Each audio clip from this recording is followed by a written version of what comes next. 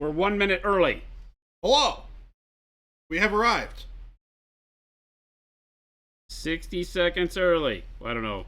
I don't have a second counter, so it might be some amount of seconds up to and including 60 early. What's up, Paint Liquor, Arctic Mini Painting Studio, CM Dower, Lion Creative, B-Pal, Moe's. What's up, y'all? How are y'all doing today? I hope you are having a wondrous Tuesday. Mecha Tuesday, excuse me. Dosday Mecha Madness. Y'all excited about the new March? Mecha March? May. It's May. Thank you. I think I literally just said March this whole time. Mecha March. May. Mecha March May. May March. It may in fact be Mecha May. It may be March. March. It's a Tuesday. Be... That's about all I got. Well, that's better than me. Last week I called it Thursday on Tuesday, so we're already doing better than last week.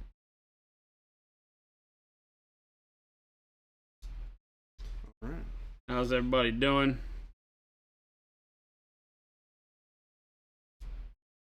We're gonna be doing a little bit more on these. It's hard to believe that it's actually May. Not gonna lie. I know, right?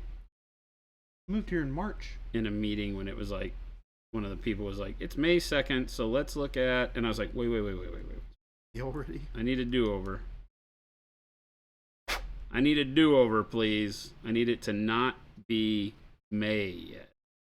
This I'm not gonna lie, this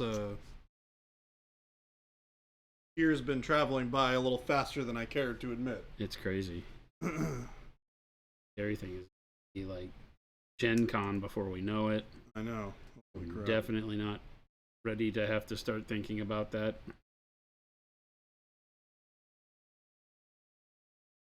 All.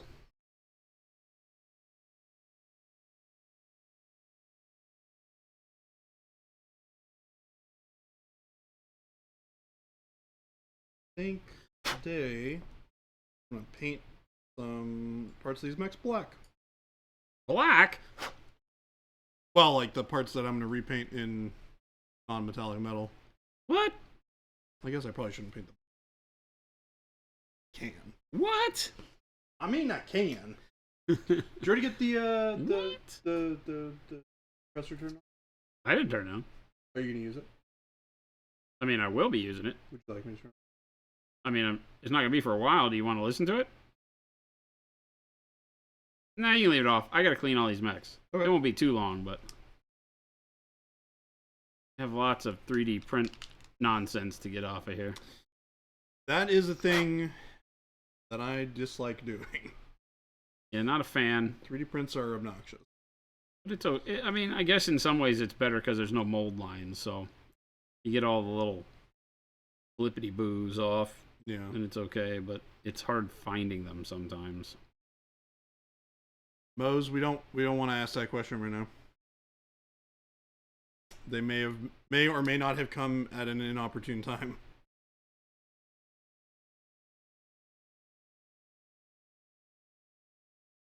But yes, What's up, T-Schmidt? Those are the models. Lazy Doug, no idea. We've been saying 2 weeks for 18 weeks. Severe letdown right now with timing from Germany. So I wish I had better notes for you on that. I'm hoping that by the end of the month we're good, but I have no guarantees right now. They are literally letting us down on a daily basis. Not a fan.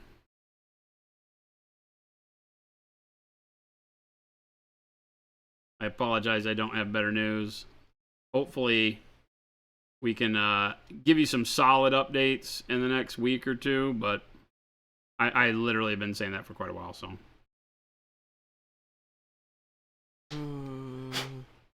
No, Jason did in fact get the mechs. What he's working on right now. I did. What's up, Jess? T. Schmidt, Lazy Doug. I think I got all of the mechs that I've been waiting on. J-Wedge, what's up? Like right at the end of stream. Well, I don't know. They came at some point during the stream, but I got off of stream and walked into my office, and they were all on my desk, so. It was a bit of a bummer. But I think you did mention that you got a bunch of stuff that you weren't necessarily expecting to get. Yeah, I don't. Yeah, just other stuff, not mech related stuff. Oh, god. Just other things. Oh, that.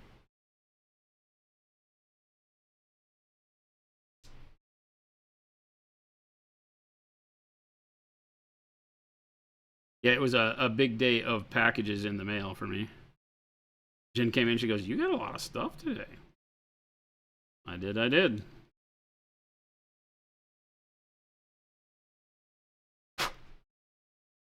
was like Christmas come early. I feel like I just painted this man. Which one? Oh, the one you just painted? Yeah.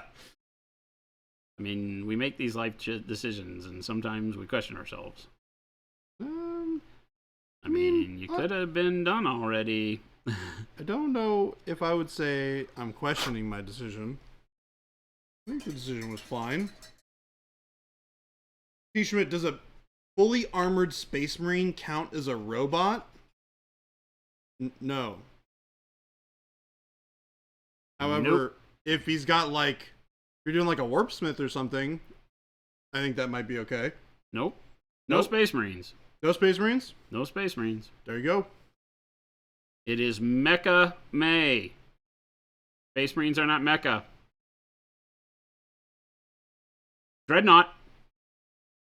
Mecha. Fair. Space Marine, not Mecha. I don't make the rules. Actually, I do. But you do, in fact, make the rules. Actually, I do, in fact, make the rules. But no Space Marines. Tired of Space Marines. No Space Marines for me. I mean, you can paint whatever you want. You will be mocked.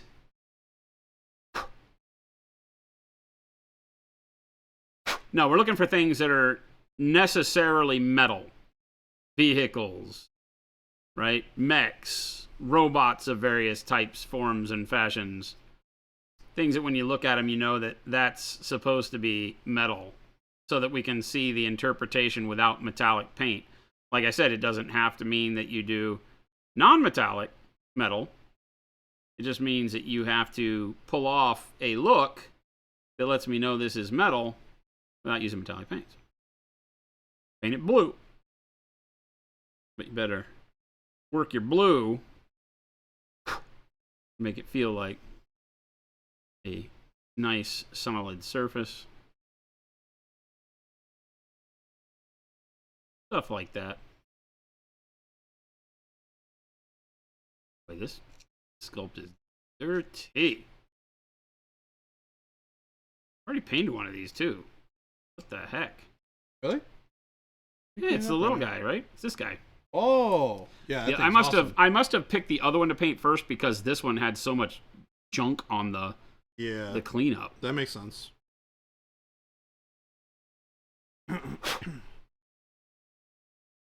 What a bad print. You guys have any good tips for weathering larger models with Pro Acryl, specifically like rust streaks and such?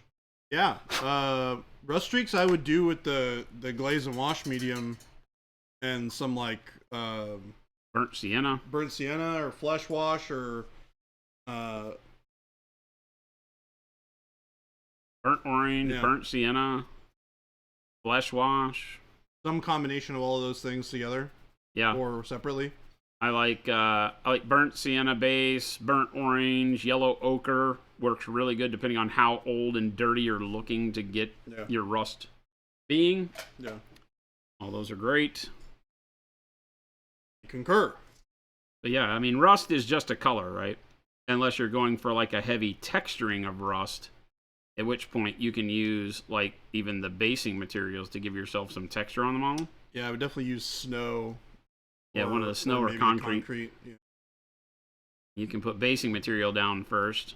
One of the new ones that has a much lighter texture. And then paint that up, and that'll give you like a heavy texturing like it would have. I got my Marauder. You got all sorts of cool goodies. I have all of the replacement mechs now for the things that I'm taking out. And what we are taking out is no small thing. We took out 3 assault mechs. We're taking out an enforcer, I believe, which is right here. We're getting rid of this guy. I think we're getting rid of any lights. I don't think so. We're keeping all our lights. I got 1, 2 additional lights to add in here. So that takes us to 11 lights or 12? 12 a lot of lights. 12 lights. 12 light mechs, I think. And then mediums, I got to take out an enforcer. Gets me down to 10. No, it gets me down to 8. And then I'm putting in 1, 2, 3. Is that right? Well, then why am I taking one out? Oh, 8, 9, 10, 11. Yeah, then 11, I think. So I must have been taking out a light mech. What was I taking out? A spooter? Maybe I was taking out a spooter. Probably think about this before I spend a lot of time painting. Yeah, probably. I had it all figured out last night. And then it has fallen apart over sleep. But we took out a wasp already.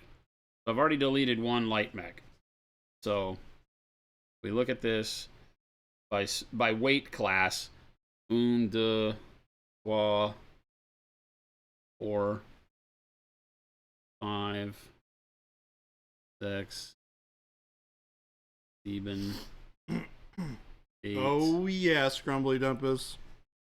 9. Gotta 3, be painted 6, up. 9, Some 10. models.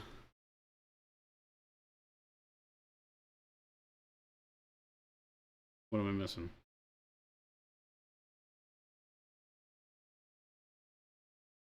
Oh, there's stuff on my desk. Is it really? Damn mechs everywhere. You do really have all mechs all over the place in this office.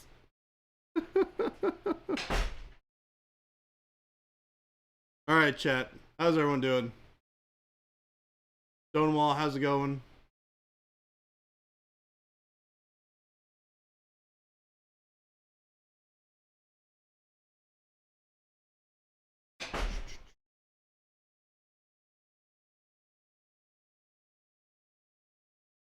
Holy, too many mechs.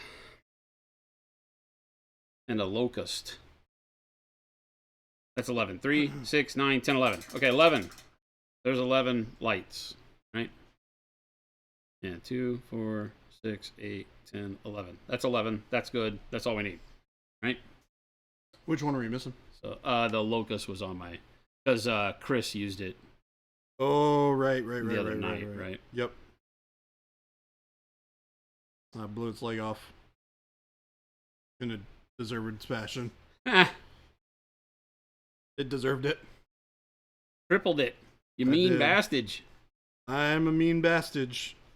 But it needed to happen. All right, then mediums. Let's see for mediums what do we got. These 2 have to get painted. Pull them aside. That goes in the needs to be painted file. We have a trebuchet, Phoenix Hawk, and a Wolverine. We have another Wolverine someplace. We've got a Whacker of the Bushes, Hunchback, the other Wolverine. Crabs. We have crabs! Sir! We've been hanging in the wrong crowd. You gonna show them off any of the other cool BattleTech things that you got? Then we I'm have gonna save that for later. an infield. What other cool battle things or BattleTech things did I get? The scary things that we were trying to look up a data sheet for yesterday. Scary things we were trying to look up a data sheet for? Yeah. Oh, the vehicles? Yeah. Oh, no. They're not fun. They're just cars. 4, 7. I mean, when they've got Oh, and a Griffin. an SRM 20 on it or an LRM 20 on it, seems pretty scary to me. I'm sorry. 4 LRM-20s. Right, we did say that, didn't we? 4 LRM-20s, and the SRM carrier has 10 SRM-6s. That's the scary one.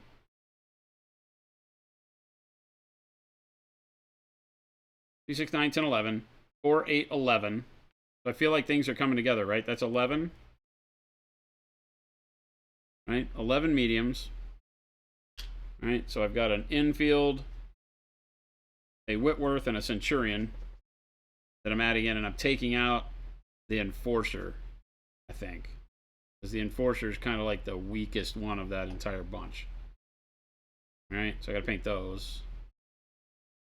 Grimley asks a good question. He asks if I am doing a specific clan. The answer to that question is I have no gosh darn idea. He's doing Clan Baby J. Clan Baby J.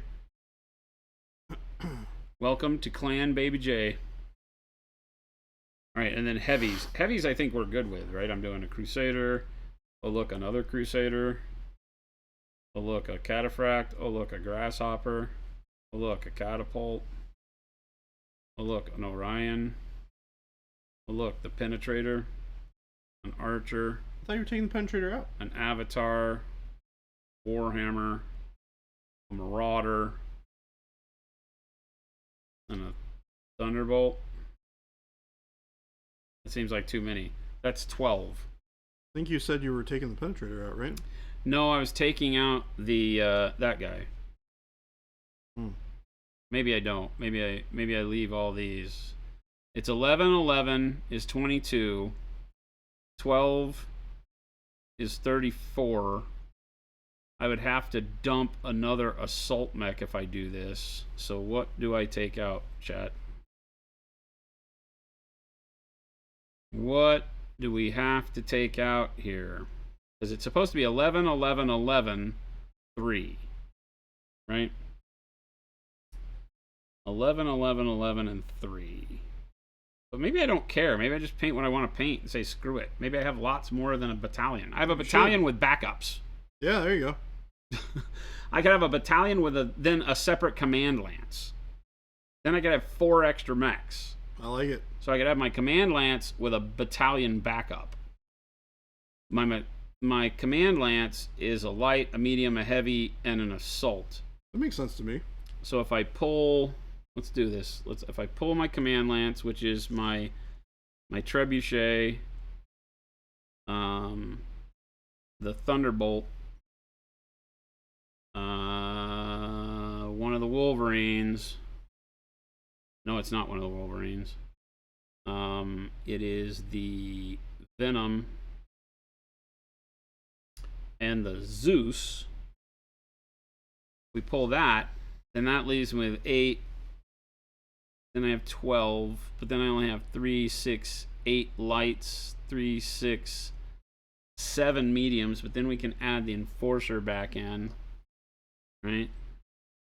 Oh, no. 3, 6, 7, 8, 9, 10, 11 mediums that way.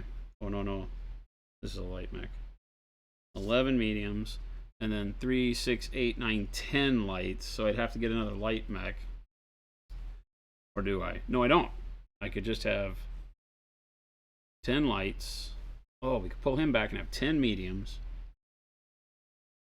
And then we could have 3 or 4, 8, 12.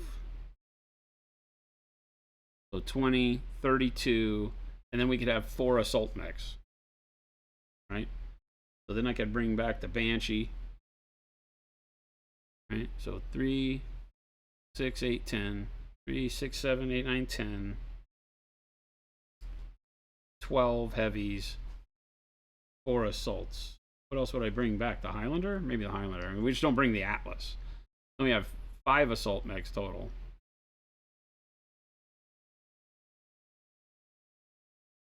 I'm good with that. I feel like that works. Command Lance plus battalion? 3, 6, 8, 10. So I have 10 lights, 10 mediums. Right? 12 heavies. I keep it like this.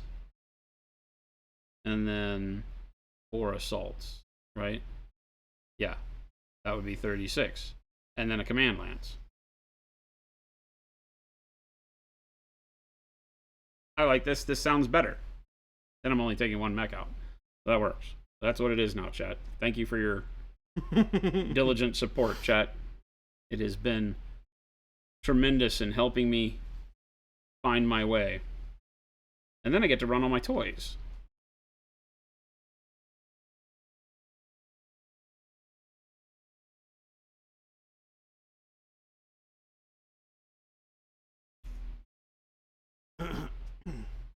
Oh, that's the command lines. Boom. And then my command lines. Then I've got my command.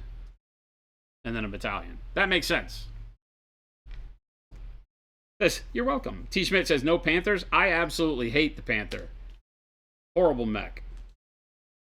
Excuse me, if you want to sell me on a light mech, make it move faster than a heavy, please. I do not play lights that move 4.64. Or 4.6, even worse. That's so slow. What the heck? I hate playing heavies that move 4.6. So I'm all about speed, baby. Take that nonsense out of here. All right, what have I cleaned? You started cleaning the locust? Vile Needs is like, hey, walking harder. Learn 2 grammar.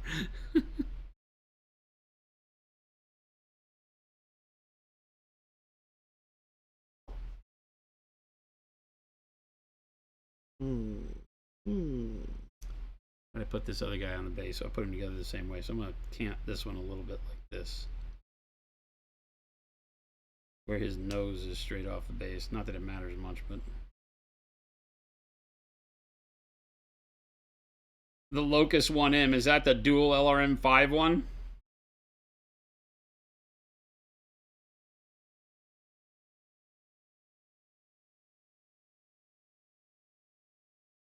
I run the 2 medium laser one. You know what Will tried to convince me to do 2 mediums. Or, no, I'm sorry, maybe it's a medium and 4 smalls. That's just a Mad Cat. Yep. Not a Mad Cat 2. There's a Mad Cat, though. We have a Mad Cat 2. We do? Yeah. Top shelf to the right? Oh, here. Mad Cat 2. Oh.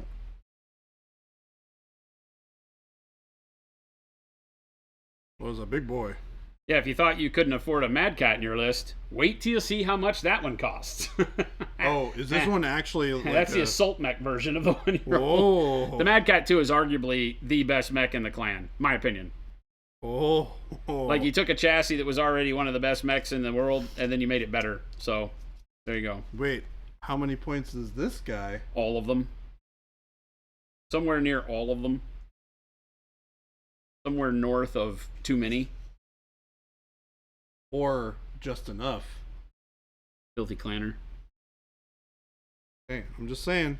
I'm just saying too. Filthy Clanner. That's what I said. That's pretty good. Just sounds pretty good. Okay, so a mech like this that's so stupid because it's pointing forward with its feet, but it's torso twisting. I guess we do it by its feet, right? And it's just torso twisting all the damn time? I feel like you're always going to move it to where its torso is twisted too, though. Probably, but I just pointed it towards the feet towards the hex face. Oh. This is a Spectre. It doesn't look like any other battle mech in the planet. Nope. It does not. It will be completely out of place here.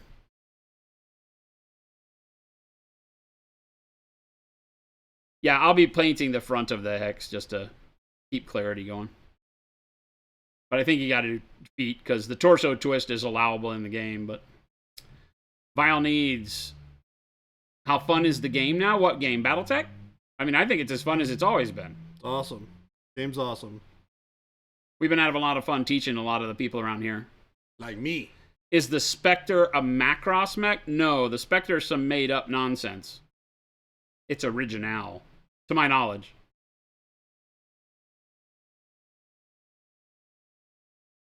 Chronic says the Wolverine is still your go-to medium filler in any lance. Yeah, the 7K and maybe 6M. I don't remember.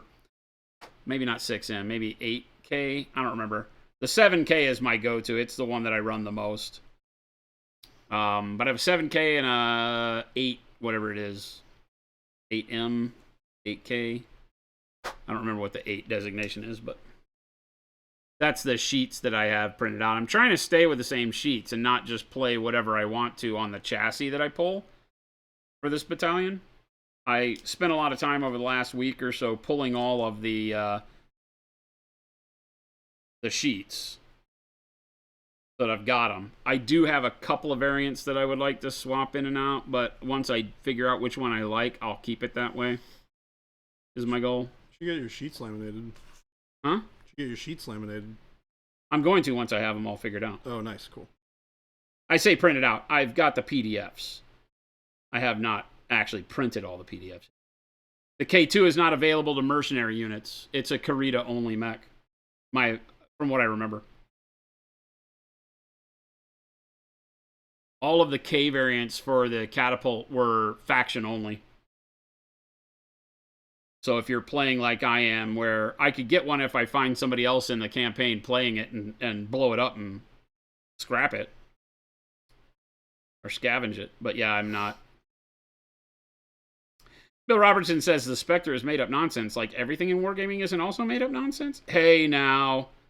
You be careful, sir. Do you know who you're talking to? This man knows a lot about a lot of things. Do not interrupt my fantasy with telling me it's all about fiction. I will have you know, sir, that this is real to me. This is very real to me.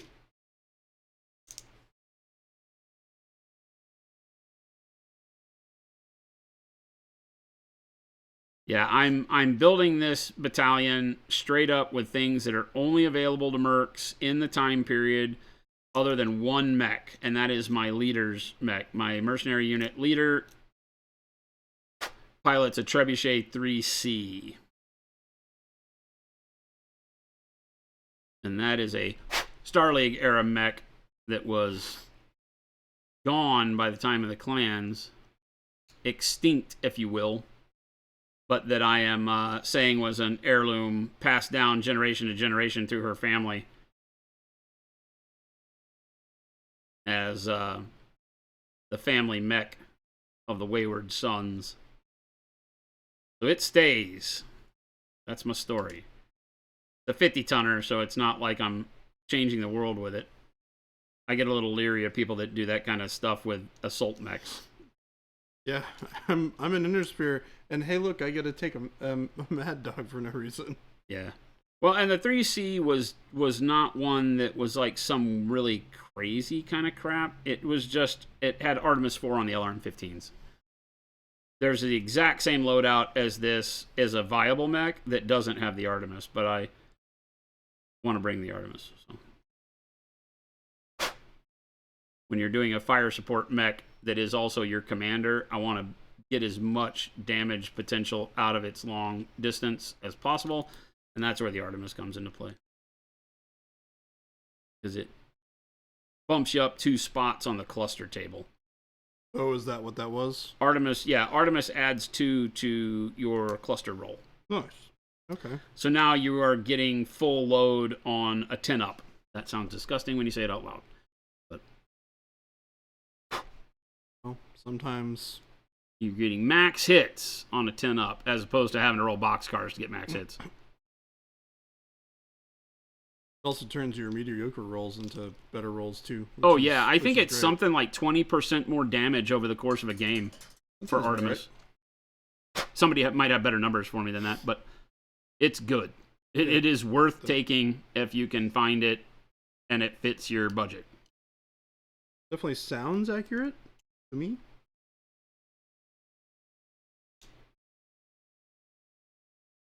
Whew.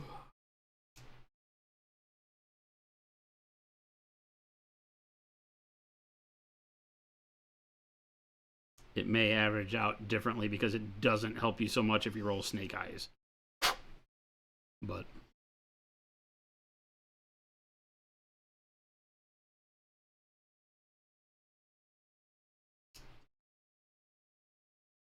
And the infield replaces the enforcer because it is the better enforcer.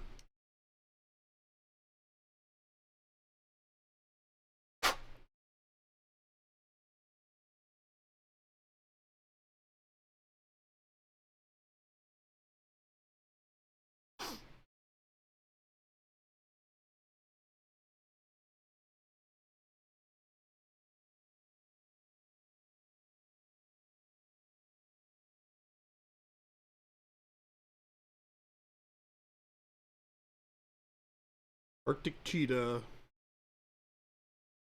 Doing some work.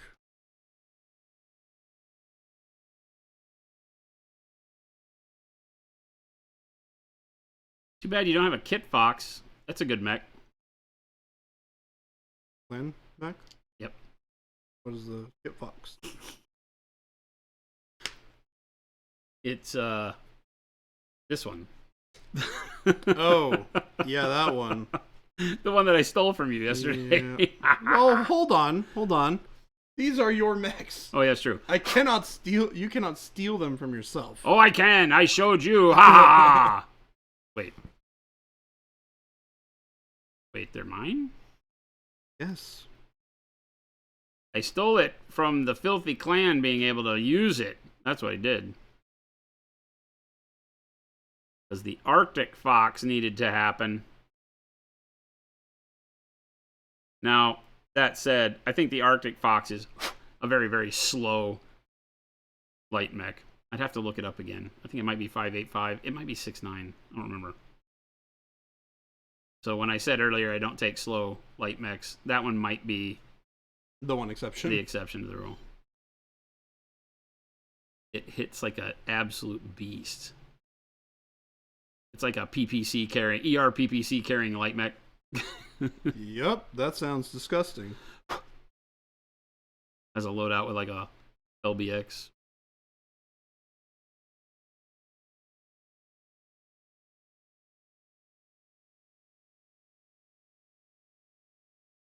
But it's puts the Panther to shame. And it's available merch in my timeline, so ha ha ha ha ha and ha. Ah. Any love for the Whitworth? Yeah, I got the Whitworth I just put on a base.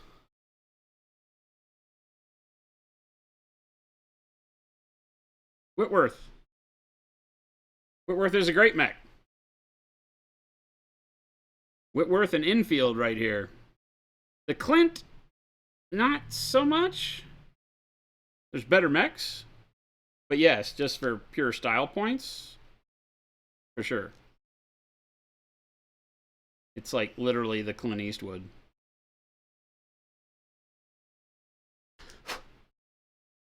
The Dirty Harry mech.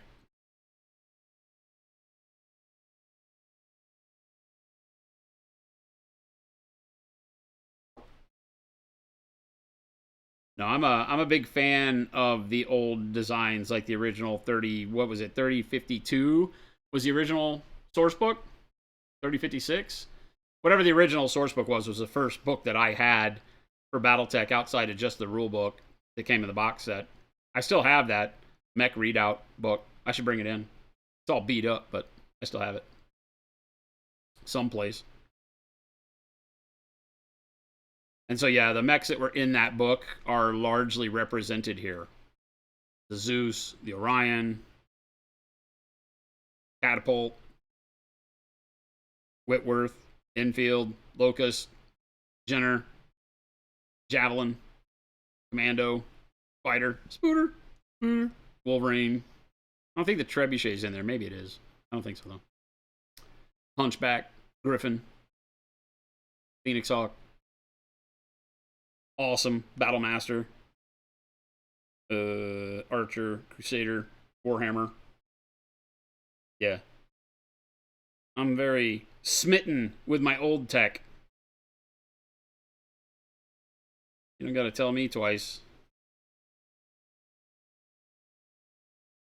They came back later on and they made better versions of a lot of the early mechs after the whole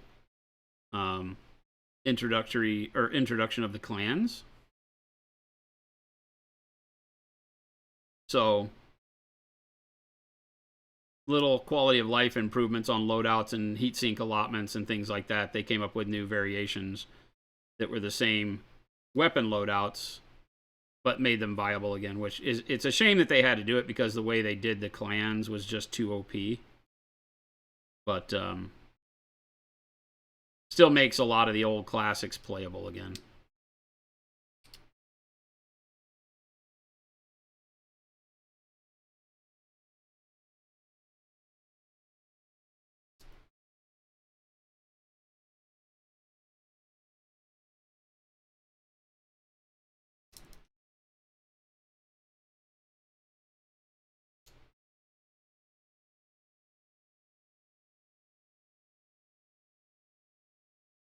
Of course, the MWO flavor Centurion, really good.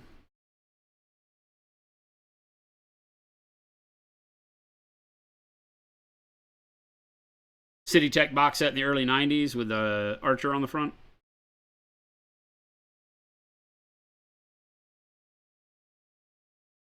He was an Archer.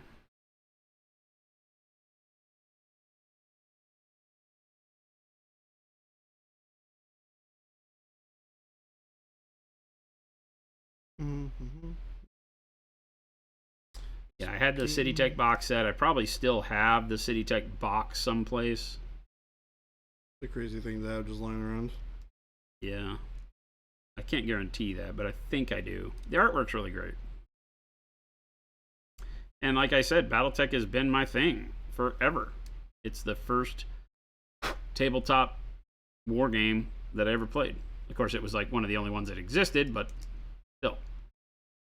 I was a kid in the time when this was new. So it's what sticks out to me almost the most of all of them. There wasn't any Warhammer, really. There was Citadel miniatures for D&D and some RPG type stuff. Ah, that's busted. That sucks. What busted? Oh, one of these little video. I guess those things are probably just built to break. There's like these little, like, handlebar looking things. The new MechWarrior Online used this styling of having a bunch of hand grabs on the mechs and things like that. More utilitarian looking, which I really like, but they don't hold up well for 3D printing, obviously. They're teeny tiny. They're teeny tiny. Most definitely not built for 3D printing.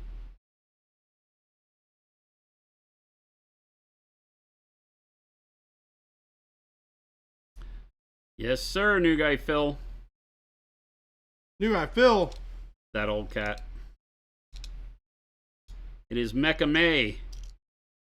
Which means in Mecha... Okay, so for everybody else, you just have to paint one model. For new guy Phil, he has to paint, I don't know, 20. I'm on board with this.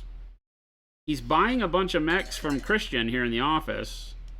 This poor Christian had to play and learn Battletech with somebody that made him not like the game. Bummer. So he's all afraid of it now. I keep trying to tell him, man, just come play with us. We'll have fun. We had some amazing times this weekend. Yeah, oh yeah.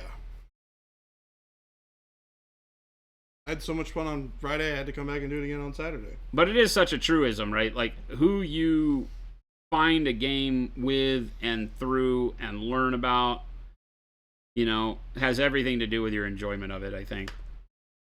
There's plenty of opportunity to get bummed out on a game because of, you know, who you first played it with or how it was introduced to you or what your mind state was at the time and all that.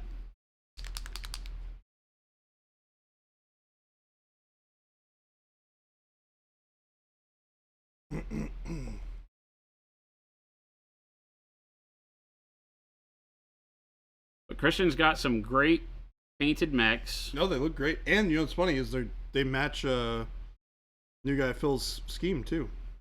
He's going to repaint every single one of them. That sounds like a mistake. What I said. Phil's his own man. He does things just to piss people off. Hey, new guy Phil, don't repaint those mechs. He's not going to listen to you. He will listen to me. He's gonna repaint them. They're based and everything. If he ever wants to play, whatchamahoo's it? I don't even know what that means. It's not even a word. Because my brain is not functioning right now. Age of Sigmar. He If you says, ever want to play Age of Sigmar with me? Phil says, why would I ever listen to you? Because I'm a knowledgeable young lad with lots of information and a following of 46 viewers who will come after you with a hot butter knife. Ah, butter knife. Damn. Now he's threatening you. Yep. Uh-oh. Inter-office rivalry. Feud incoming. New guy Phil versus Baby J. One night only. Arctic Mini Painting Studio, because you are all...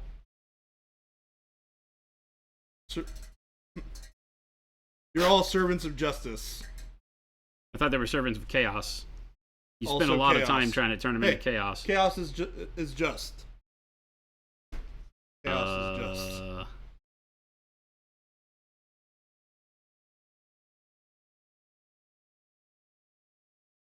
I'm not buying it.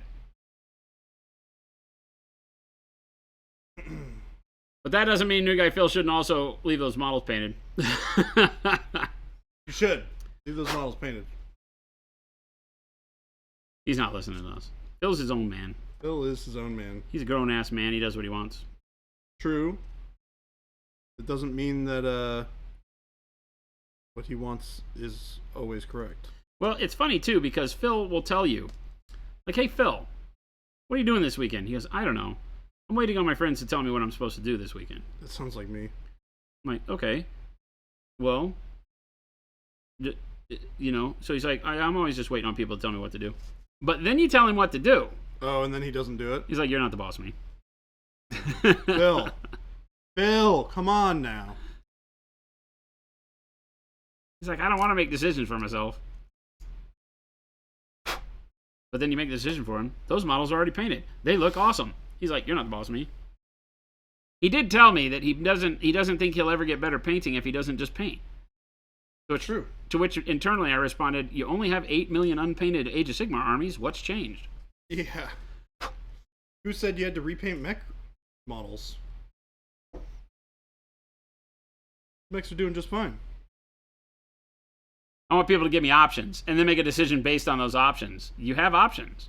Paint, not paint. And then we made a decision saying don't paint.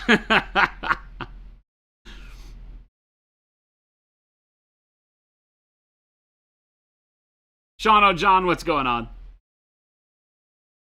We haven't been. We are doing like super fast painting on these.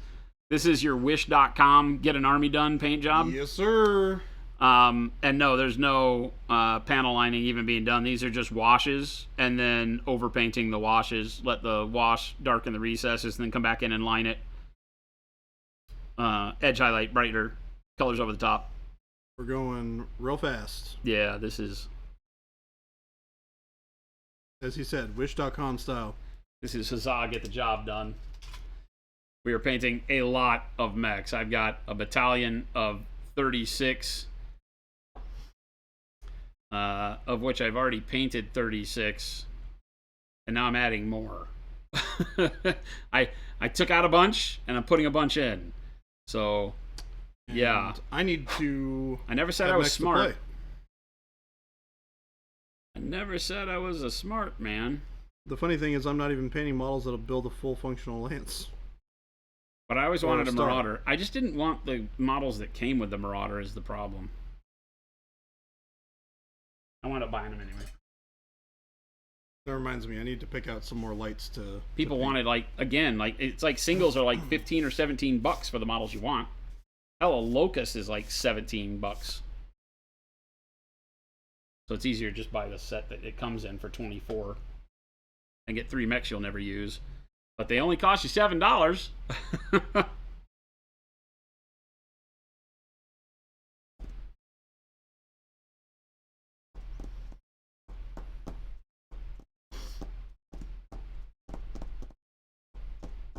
Your youngest is staring over your shoulder and asking, how do you make a charge in that game? Because he really just likes charging. Oh, you can charge. Charging, kicking, punching, pushing. Well, charging and pushing, the two big ones, make it very dangerous to place a mech on the edge of the board.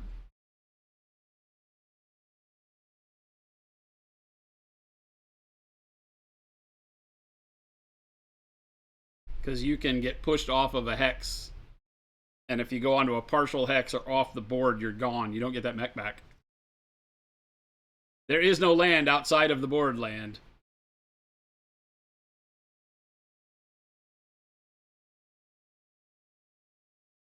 As long as you instantly win. Wait a minute, that's not how it works.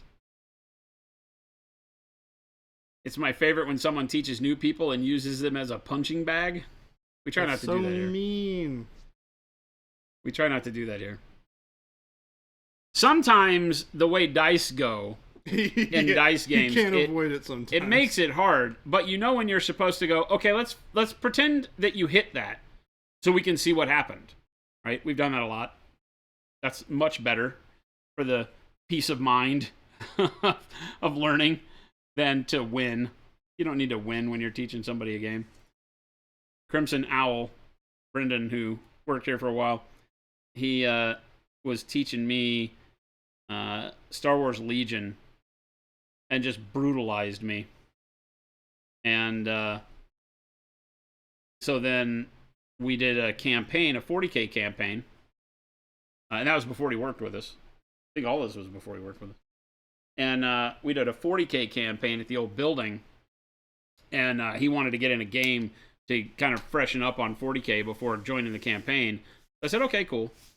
And he came and played, and he brought his Imperial Fist, I think it was, and played against my orcs. And I, let's just say that I did not forget how I was treated during my Legion introductory game. And you got your... I mean, I just guessed he liked demo games to go the way he teaches demo games. I just he led by example. So I put it to him. I had to jumped all of my Mega Knobs into his backline on turn 1,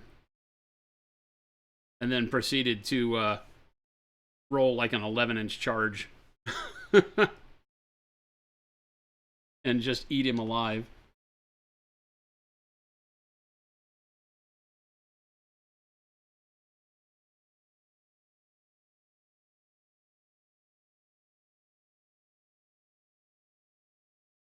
Yeah, but I think a charge, T. Schmidt, I think a charge adds more damage, right? And it pushes a mech away from you. Maybe it doesn't add more damage, but when you're done, it performs a push as well. So you apply your physical attack damage, and you push away, which is brutal, right?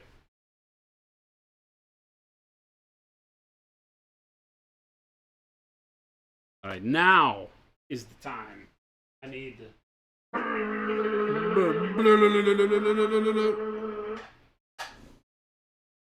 Much less loud than that. It's a little quieter than that, but it gets the point across. Yeah, T. Schmidt, that's what makes it so volatile. Because you can absolutely ruin a mech.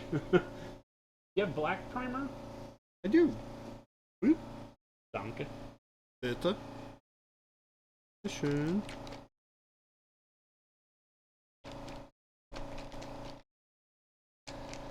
But again, like we've been talking about, the best thing about Battletech is that you can adjust the rules to fit the player base that you're playing with and the needs of the situation, right? So if you want to play with someone who's brand new, you don't have to include all the nefarious hard stuff. If you want to, play something that's pretty brutal, you can add in all sorts of crazy rules. I like all of it. I use this.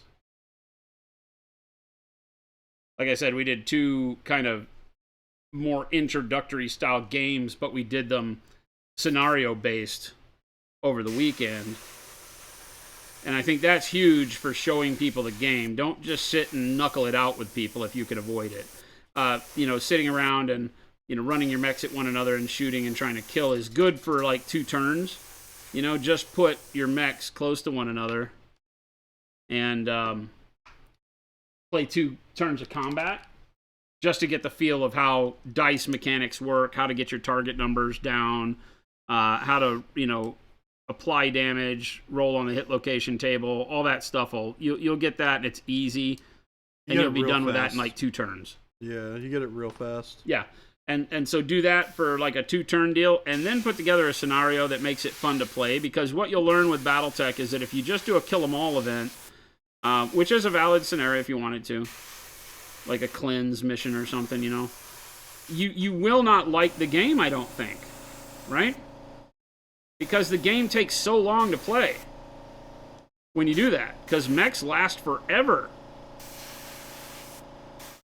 Unless you just roll up with a lot of light mechs. Or get real if you're gonna lucky. do beat 'em up scenarios and just play to win by killing the enemy, make sure your tonnage and battle value are very low.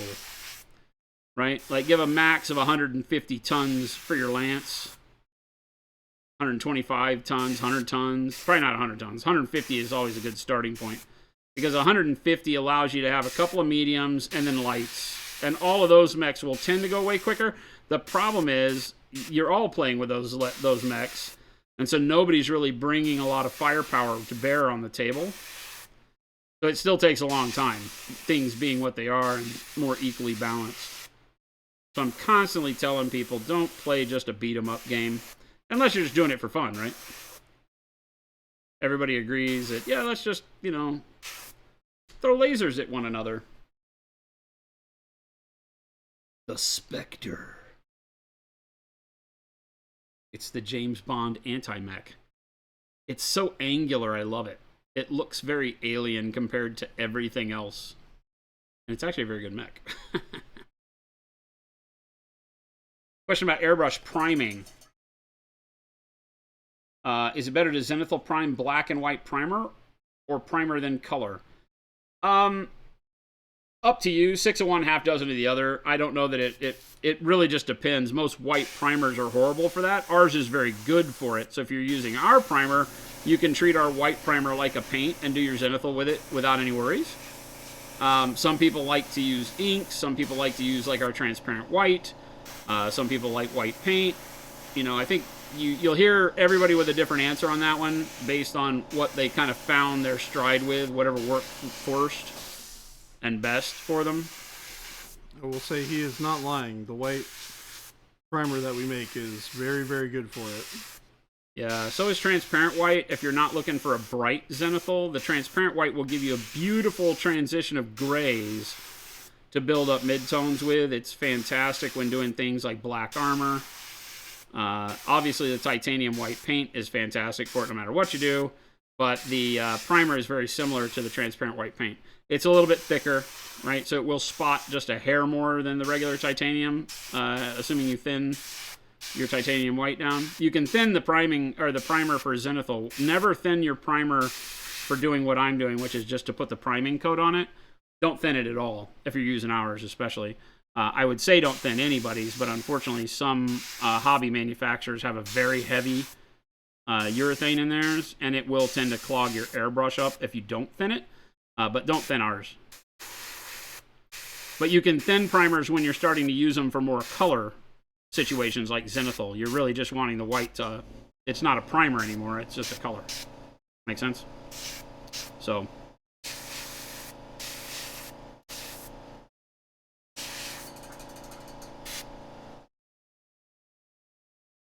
Raptor, one of my favorite mechs. Taking 2. 2 Raptors? 2 Raptors, painting the second one. It's my favorite. It's my favorite mech in this color scheme, too. Just because it looks so good. You have the other one painted? Yeah, it's the one that you like so much. Oh, yeah, my favorite mech. Yeah. This is my favorite mech that he owns. Yeah, so I'm taking 2 of those. Looks like a chicken. Yeah. Mixed with a velociraptor. Which is a great combination.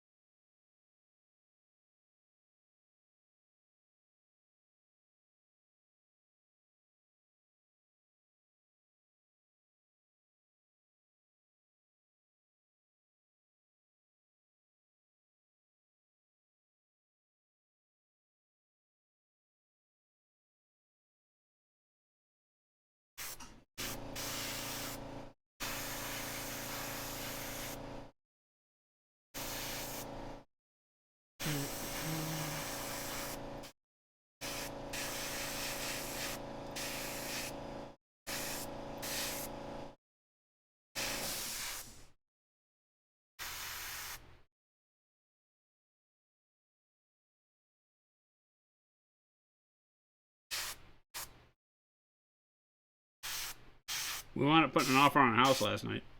Ooh. Yeah. Which one? It's over off of it's called Encanto.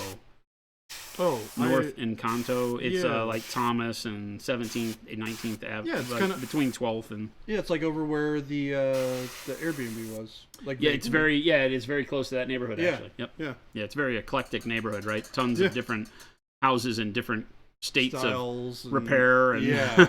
it's very similar to our current neighborhood, just a little bit bigger. Is it one of the ones that you were talking to us about the other day, or is this a new one that we haven't heard about yet? No, we haven't. The Velocichicken. The glass panels on the Velocichicken are epic. It has the biggest glass panels, right? So it gives you a lot of ability to do stuff other than like the drop ship that has bigger windshields and stuff. Looks so good. Flesh wash is so freaking good for making things look dirty. It really is. Hopefully the purchase of said house goes well and they accept the offer.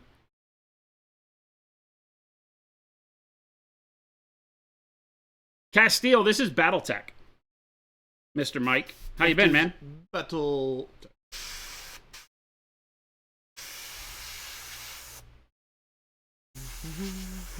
These are all mechs for Battletech. I am painting the good guys, and he is painting the bad guys. Whoa, whoa, whoa, whoa, whoa, whoa, whoa. Sir, I need you to calm down with these accusations here. He is going to try to convince you, much like chaotic traders do, that the bad guys are not technically the bad guys. They are just misunderstood and are actually the good guys. So, Mike, don't listen to him. Don't get drug into that. Don't go down that path.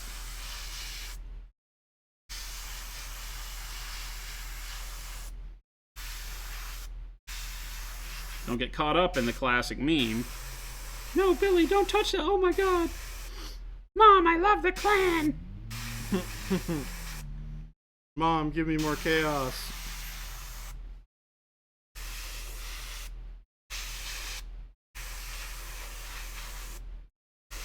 I think about how parents felt when all their children were getting into Warhammer and were getting into the Chaos factions. Tim, and what's they looked going on, at those man? books that their children were picking up and been like, "What on earth is my child Yeah, exactly. What getting the themselves hell? into?" Well, you imagine, like, in the early 80s when I was getting into all this stuff, and my parents were, like, watching on TV about how Dungeons and Dragons would turn your kids into Satan.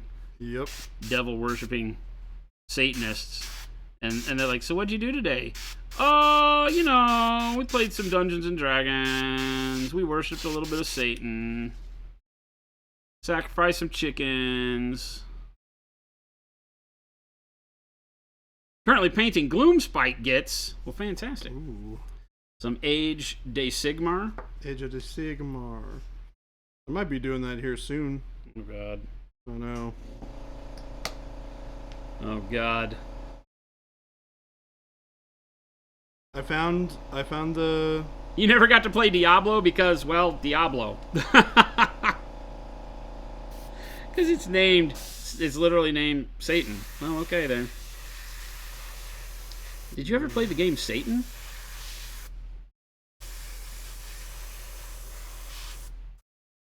But now there's a hit show called Lucifer, so you got that going. Yeah. My, how times have changed. My, how the times have changed. It really is crazy, right?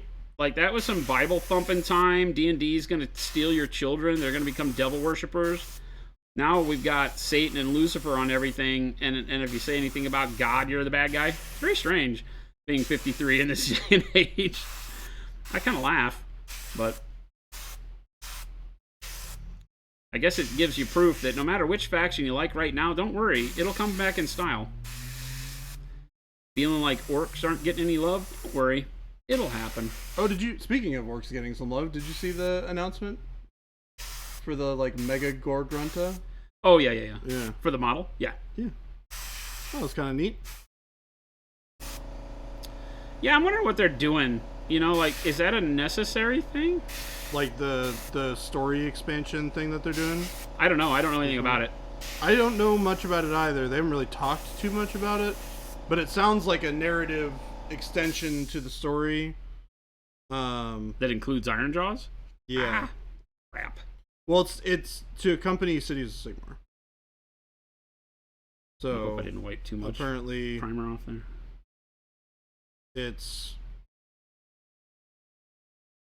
got Cities of Sigmar involved in it. It's got Iron Jaws. It's got a little bit of everybody. Apparently, they said 12, take it easy, Bill Robertson. They said new models for I think 12 different factions or something. Oh, okay. So it's not going to be just those, but those are the ones that they talked about so far. But it looks cool. Dragonfar, thank you for the sub. 72 months. Oh my goodness. No way. Liar. Survived the great moral panic on D&D. You know, I never grew up playing D&D, so... It's the only time I played D&D was when I was a kid. Yep. I tried to a few years back, then COVID hit, and that group, I think, stopped hanging out doing it, or maybe they hang out still, but I didn't pay attention to it. Again, it didn't meet, like we talked about before, it didn't meet my value quotient. I felt like there was always something I could have done to have enjoyed my time better, and that's not saying the people weren't cool. I would have rather hung out with them and done something else.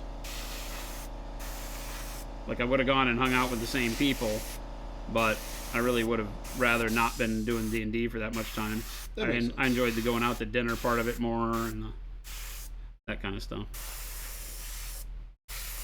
Yeah, I definitely can get on board with that. There's definitely a lot of situations where I might have preferred doing a different thing while hanging out with a specific group of people. I'm gonna run to the restroom real quick. Well, there's always people that are like, I think in the groups that I've been in, there's always people that are trying to go out of their way to be some crazy character or something. I'm like, do we have to do this? Can't we just play the game? I get it. Cool Pack, what's going on, man? Andy, like old Andy?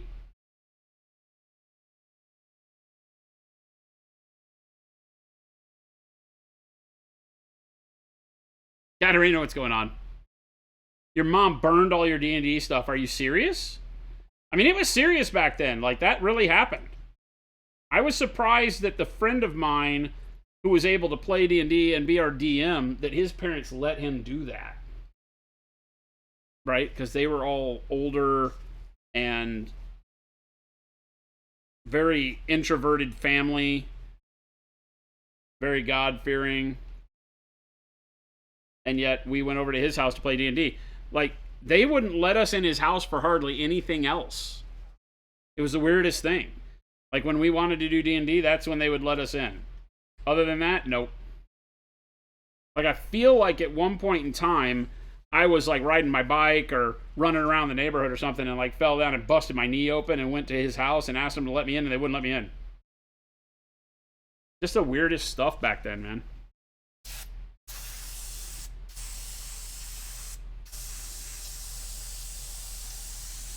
Cool Pack, still playing the D&Ds weekly. Started in 1980. Have you not stopped ever since 1980? Because that's pretty impressive. Andy D'Amato, fantastic. Tell him hi. That's awesome. I had, at one point in time, gotten Andy a job at Speakercraft, where I went after GW out in Riverside. It's good to hear he's still alive and kicking.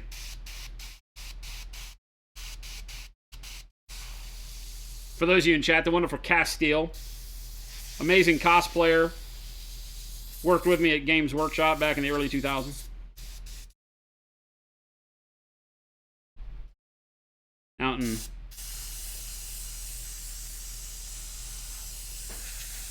California. Became international shipping manager. Nice. Whew.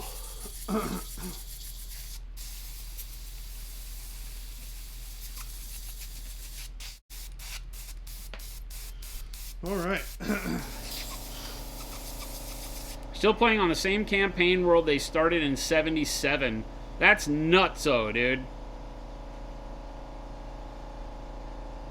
You did move away for several years, but came back in 2007, and they were still going strong. That's very cool, right? So I see that stuff, and that makes me jealous, right? Like when people talk about the fact that they were like, hey, we've been playing the same campaign with our friends for 22 years. I see these write-ups in magazines and on TV, and I'm like, dude, that's rad. That takes some serious dedication. Like, that is super rad. And I'm very jealous of that, because the social aspect of that I can relate to very easily. Like this group of friends, you probably watch them grow up and have kids and families and all that together. And that I think is rad. It never stuck for me. I did, however, meet the guy that got me into D&D and hence miniatures in general. I did run into him via the wonders of the internet many, many years later. And unfortunately, about a year and a half, 2 years after I ran into him, he passed away. But it was nice to get to catch up with him. And, he found me through Slow Fuse Gaming and Monument at the time. I don't know that we were Monument at the time even. We might have just still been Slow Fuse Gaming. And, it was rad. He was doing D&D and running a bunch of the tournament and campaign stuff in Texas, all over the state. And it was great just to catch up, even if for a brief time, to remember that sliver of life back when we were kids, getting into it for the first time.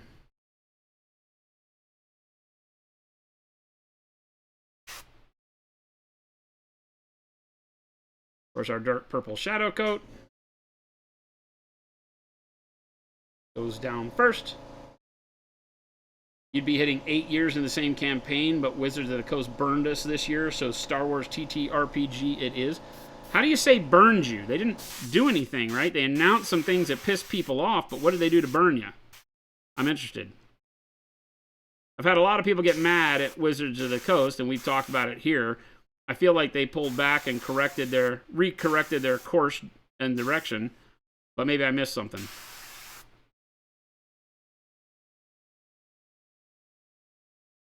Or maybe it is just that they left a bad taste in your mouth through the whole thing. I've got 2 kinds of wet in my pants. That I can fully understand. Rating with a party of 92. Welcome. What's the second kind of wet? Second kind of what? Malev, what's going on? Have you ever listened to it? It says, I've got 2 kinds of wet in my pants. Oh, gosh. You should really pay more attention. I like the one. All right. Welcome, everybody. How's it going, Malev? Hope you had a good stream. The Shinobi, the one and only. What is going on, ninjars? What's going on, ninjars?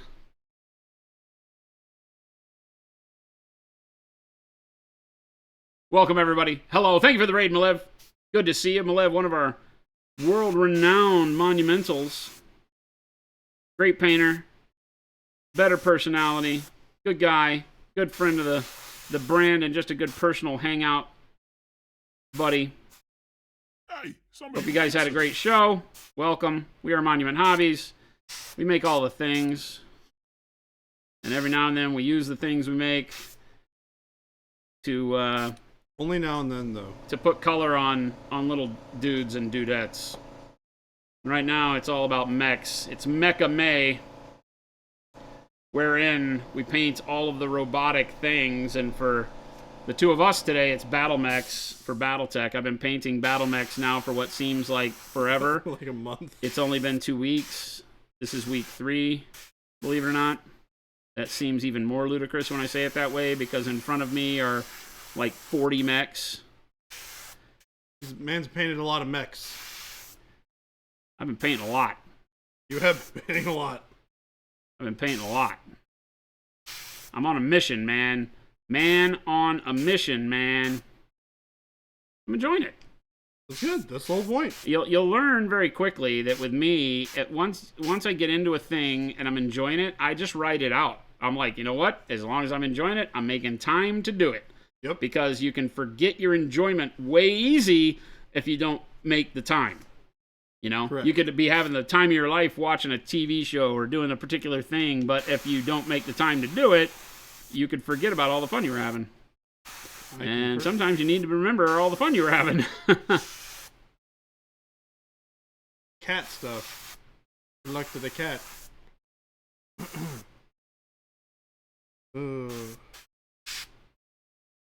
Welcome, everybody. It is Dosday. Dosday. Wherein we paint May. mechs. And I'm putting purple shadows on all these mechs. Meanwhile, While Jordan paints the traitors, the heretics, the Vatborn, the evil bad guys in this story. I just want to point out, for the record, Wad, what's happening? I want to point this out. I have never said anything untoward about the Inner Sphere. Okay? This is how they get you, chat. I have never said anything. This is how they get you. untoward. Greatest trick the devil ever pulled. Being a nice guy. Convincing he didn't Don't quote me exist. on that. Convincing he wasn't bad. Be fine. Everything's fine, chat. Don't listen to the guy over there. Clan's fine. Oh yeah, fine. Fine. Fine. Nothing wrong with the clan. Nothing wrong with Clan at all. Nothing wrong with the clan. I mean, you know, they just couldn't hack what was going on. Got pissy, took their toys, ran off.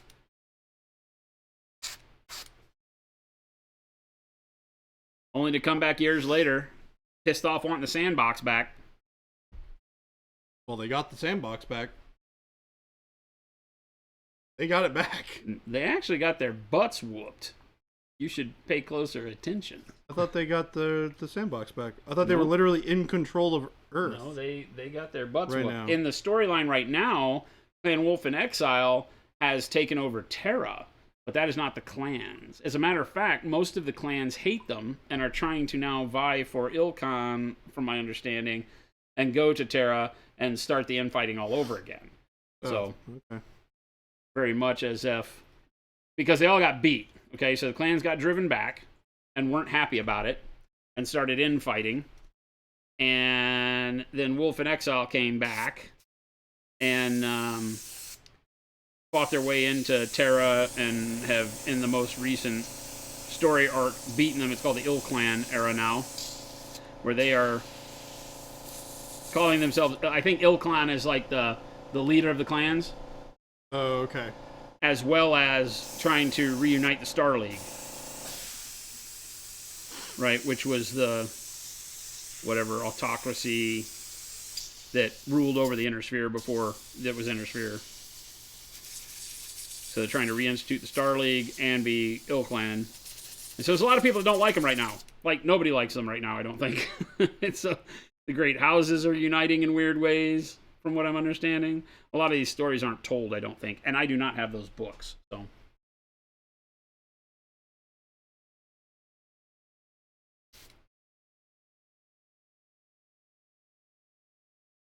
It could all just be one big great lie. It's because Comstar cheated and used the rules against us. Hey, it's not cheating to use the rules that you follow against you. That is not how that works.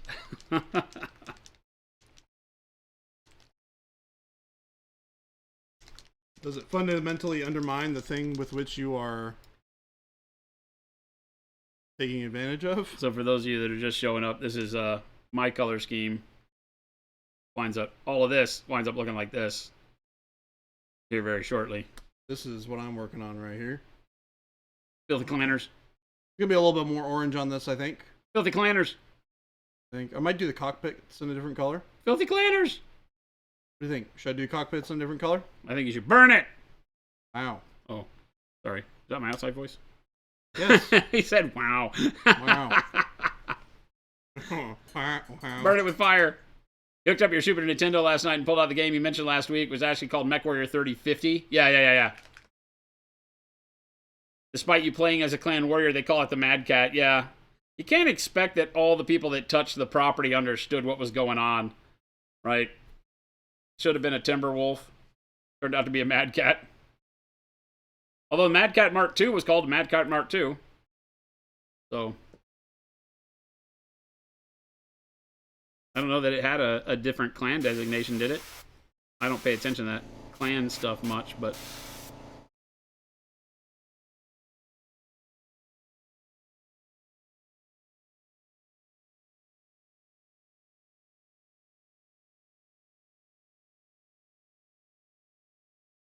Also, it's a hard game. Isn't that crazy to get out like the oldies but goodies and find out how hard they were again? I wish I had, and I want to find, like, I think I have in storage some of my old PlayStation stuff and play like the old Tomb Raiders again, you know?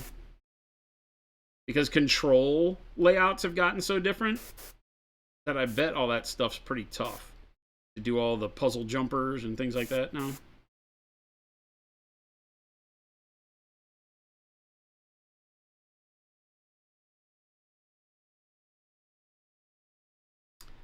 Nice coat of dark camo green over the top of the purple, but leaving a lot of the purple shadow in place.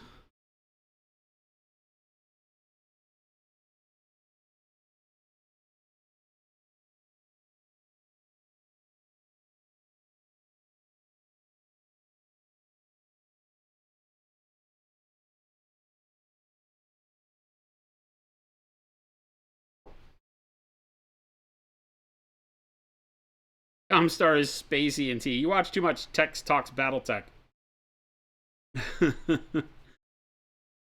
gotta vary your position a little bit.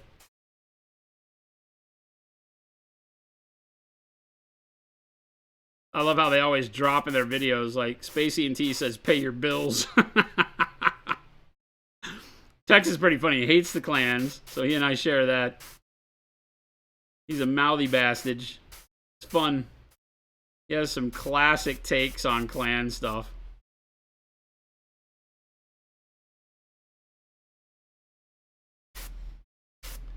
But he'll always, anytime he talks about the clans getting their ass handed to him, he'll always pop up a little screen, or the editor will pop up a little screen that says Space ANTT wants their, says pay your bills.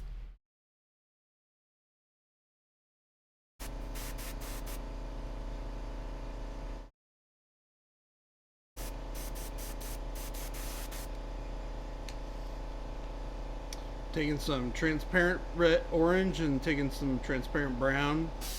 Making a glaze for these orange plates that I'm doing. I did not say Tex was wrong.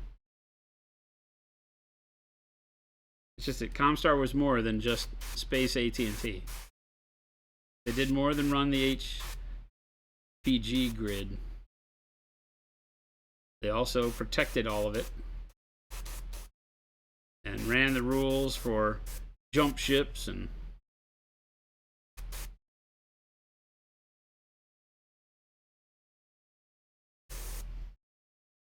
kept sanity in a world that had none. Tried to.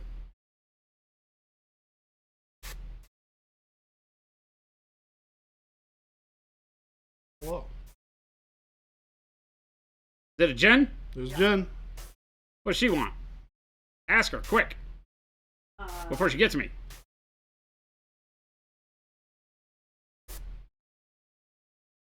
Over a couple respond now, or if you... What did we go over?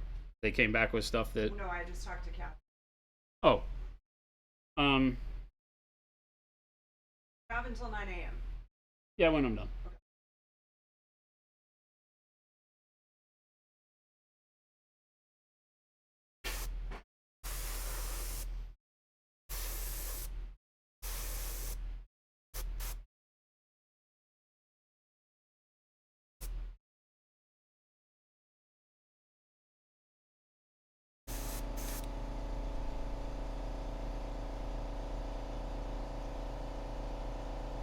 I love the subtle shift that dark purple and dark camo green give you.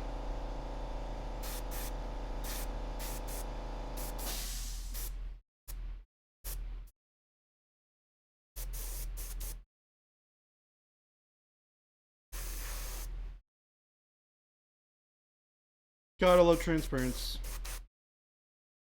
Parents are life. Whoop.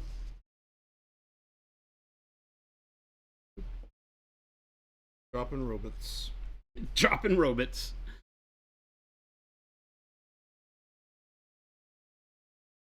Well, it says, well, it's future, so it's all of them rolled into one. But I don't remember AT&T having like military, right?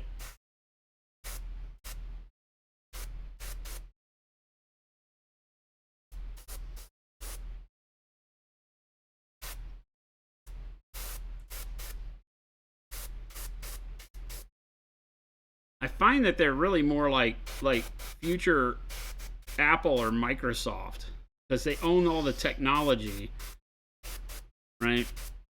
Forget that it's just communications. Like they could turn it off on you, right? Like if you're a mercenary and you did something to dishonor your contract, Comstar had the power to just make sure you never found another job, right? So they were like Big Brother. I feel like calling them Spacey and AT&T dilutes their position in the universe. Comstar was no joke. People are like, oh yeah, all of a sudden the phone company had mechs. I'm like, that's not how that worked, dude. They were ready to torch everybody to the ground. All you had to do was move wrong.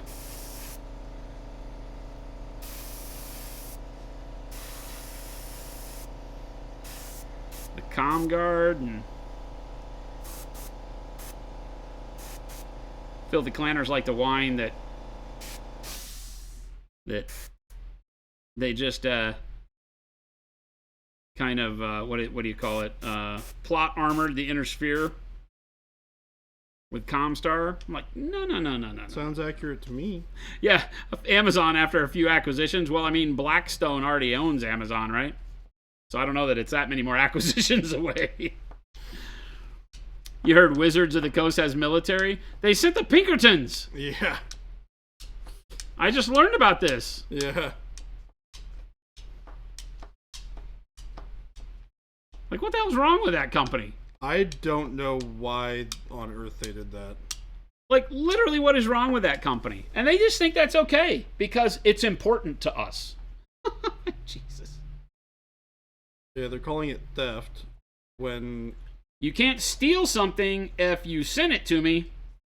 Yeah. They're saying that you understand the IP infringements of an unreleased product. And I'm like, I don't have a contract with you, bitches. Yeah. That's not how that works. You You send me something when I ordered something else, and it's cooler than what I ordered, I might just make a TikTok video too. Yeah. My old ass might actually make a TikTok video if you send me something super cool. Like, GW messes up and sends me Dante, I'm all over the internet with it too. We mess up and send you some expansion set that doesn't exist, bet you'd be happy too. We should do that with our next expansion set. Like, just send a few random ones out to people in their orders. Yeah. Right? Look. Huh? And then do like a video commercial statement. You may have noticed that a few people received some product they shouldn't have. And rather than sending out the Gestapo after them or making up some fib about it, we're going to let you keep it and enjoy it. We're going to let you keep it and enjoy it. And we'd like to see the models you paint with it. Yeah. All right, there's an ad campaign in there. Yep. Watch out, Wizards of the Coast, you bastages. What do you think? What do you think, Jason? She'd be like, get the Pinkertons on the phone. We can't afford the Pinkertons. Get the Orangingtons on the phone. Clan a la white, black, and orange. I like. I think the dirty orange will look really good. Yeah. Jess says, can I accidentally get put on that list? We'll see. I mean, if it's a random list, I don't know how I can just put you on it. What that means is you got to order a whole bunch of stuff. And then maybe it'll happen. But I'm announcing right here that if I can remember, which I probably can't. But I might be able to. That's what I'm going to do. I'll try to remember. Like, Jason, remember we had this great idea. You had this great idea. to do this thing. Everybody's like, can I please get put on this accidental list? We might do it. We might pick like a dozen orders and just throw in random new paints and wait to see what they do. Yep.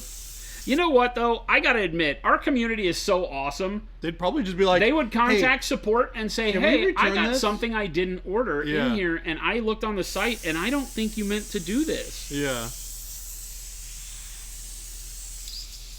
I think a lot of our community would say that they would keep it. Black Bladder, you need to clip it and remind us, because I literally will forget, but I want to do this. I'm not just blowing smoke.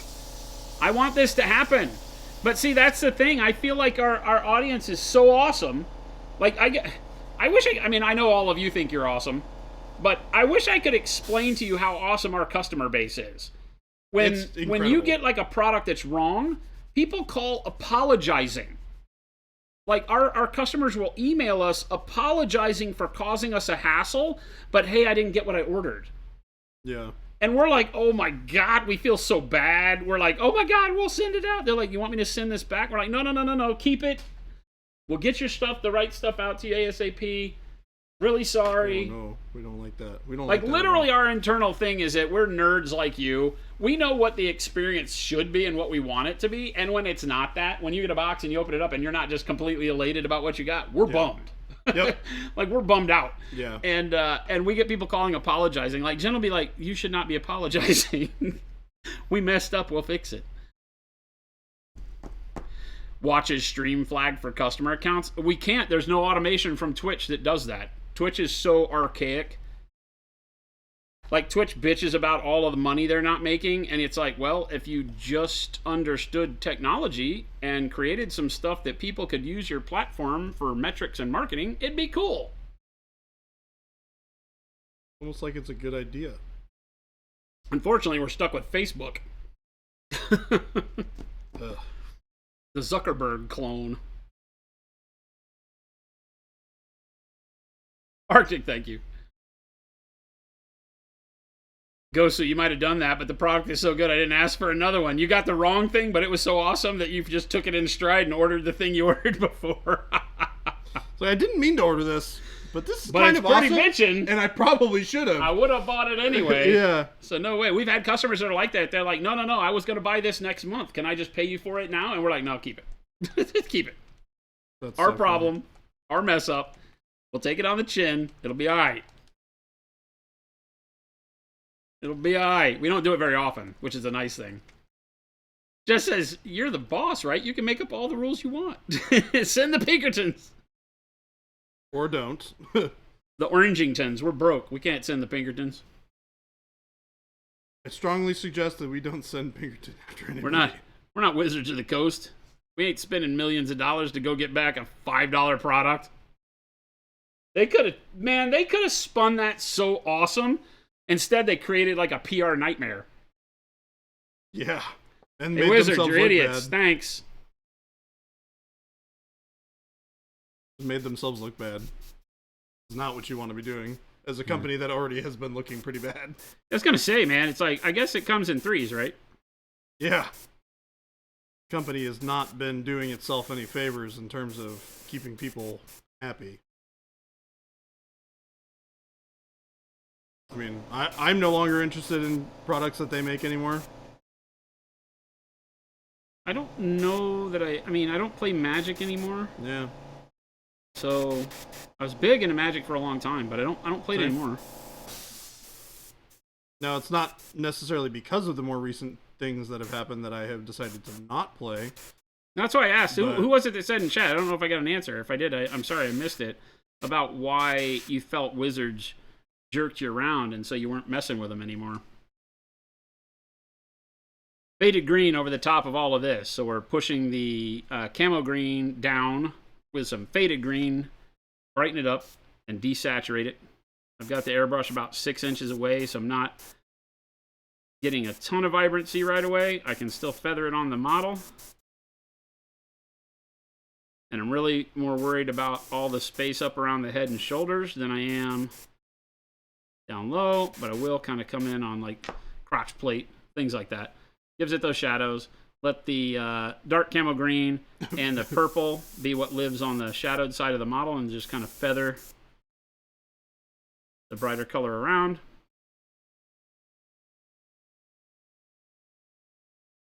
Bango.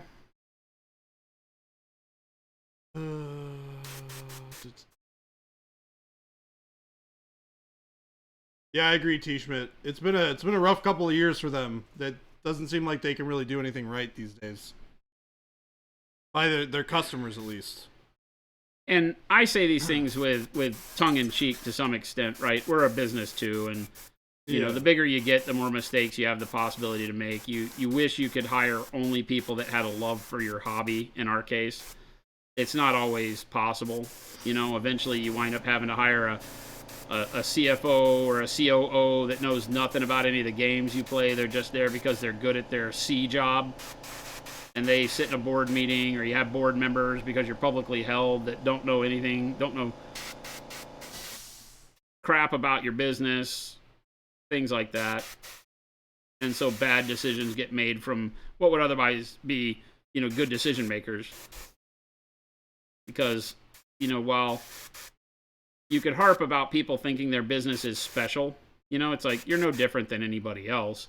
But some businesses are, because like in the world of nerddom, we have people who truly love the companies and the product, you know, and get behind it in a way that you just don't see it. I mean, you can have super fans with any product. Coca-Cola has people with banners on their walls, and Nike and all that stuff. But it's different, right? I don't feel like you have to be a standard super fan to love brands in nerddom, right? No. Because you love their IP. Yep. And so it may not come across as, I don't wear like, you know, Wizards of the Coast t-shirts or something, but you may love Magic to the point where everything you do is live, breathe, sleep Magic. So by proxy, you kind of love the company that makes it. You can take, you know, issue with them and all of that, but we just love what we are into. And these companies tend to forget how important that is, I feel. You know? Oh, they love us, they'll be back. Feels like is said at boardrooms too many times. Well, it's this thing where it's like, you're right until you're wrong, right? Because everything's got a turning point, right? Those people who will always be back do have a limit on how much they're willing to turn around. Nobody is immune to, you know, all of these things that are happening. Like, I was so deep in Magic, and I never thought I would stop playing. Yeah. And now I won't touch it. Yeah. So, yeah, it's crazy. It's, you know. Yeah, the $1,000 pack are $999. You couldn't even play them. They were proxies. Whoever's idea that was should be strung up on a street lamp. Yeah, well, the only reason that they did the proxies was because of the restricted, or the well, they knew better than to list. reprint Black Lotus in a playable form. Yeah. Right? The banned and restricted list prevented them from doing that. But why even do it? Well, I'm not even talking about the banned restricted list. I'm talking about the reserve list. Which is the one where they said that they will never reprint these cards. Yeah. In any sort of non-legal or legal format. But they kind of got around it by saying that they were proxies. I just don't understand it. There's no reason to do that. You know? Like you're hamstringing yourself, right? Because of the collector market driving so much of your business anyway. Yep. Why would you ever reprint something like that? Period. You'd have to really sit me down in a boardroom meeting and show me something I'm not seeing, because I'm not the smartest about business, right? But I understand both the consumer and the corporation better than most. And I see some dumb mistakes out there that I'm like, what the world were you thinking?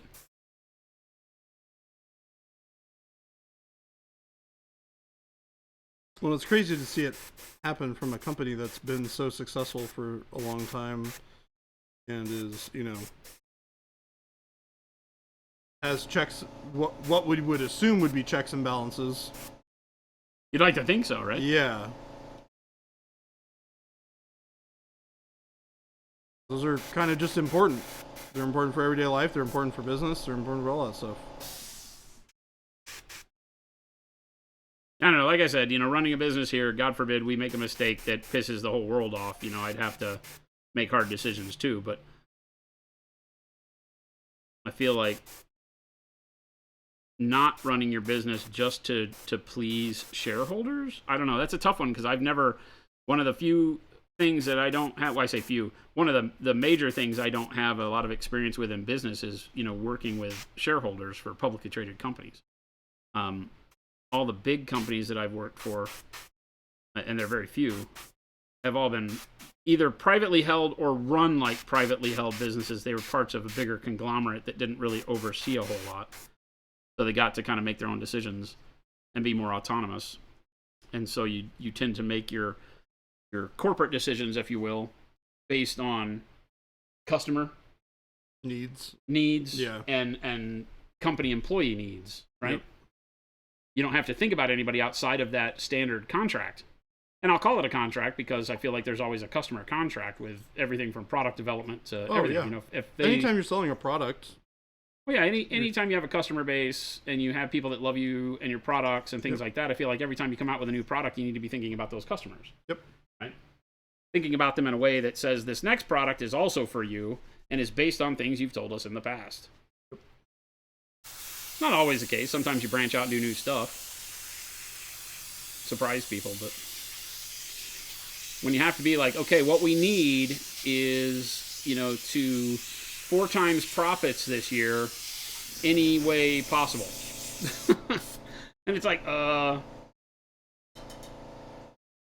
printing more Magic cards is not always the best thing.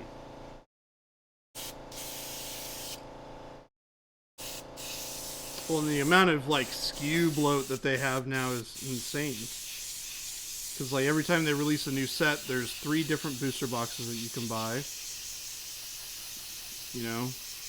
Which all have different collections of packs and stuff in them that do different, have different stuff in them. And then there's, all the Commander products that come out with every set. And then there's it's just crazy. The amount of stuff is just insane. Yeah, it's too much. Too much. Well, maybe not too much. I guess if it's too much for me, but I'm not their customer base anymore. So I don't know how kind of what would we call it? Functionally ADD, or new stuff ADD. Their crowd is. If every 3 months you need new cards to stay interested, and that's the bulk of their buying populace, then I understand why you're doing it. That's a tough road to hoe, right? Because it's like, how in the world do you have that much creative content going on?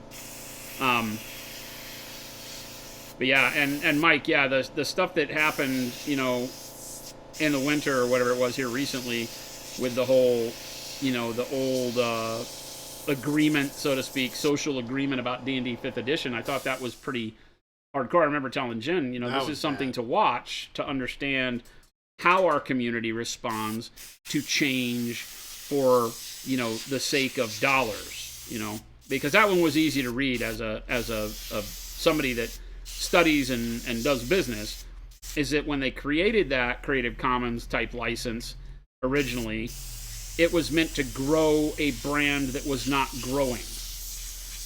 Plain and simple. There was a time in the before times where D&D was stagnant, right?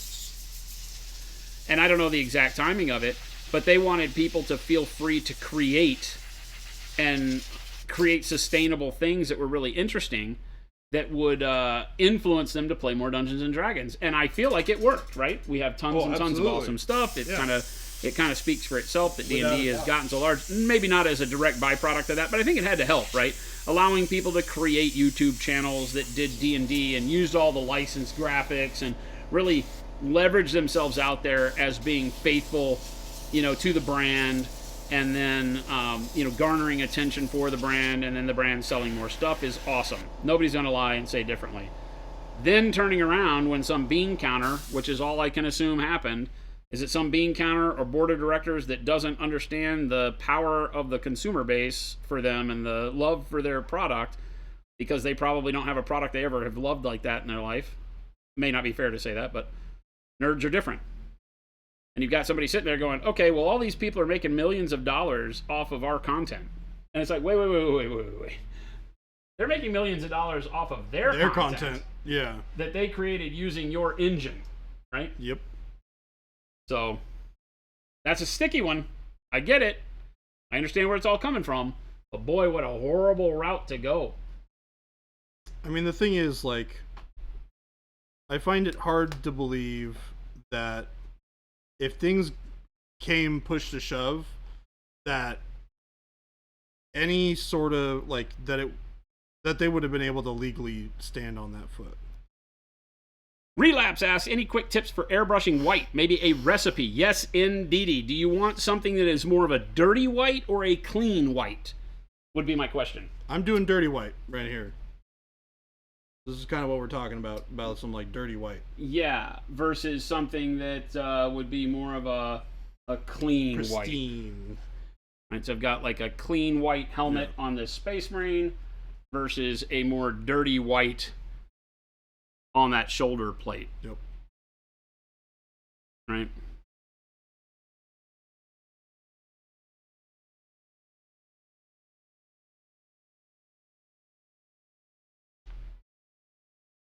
Smoke.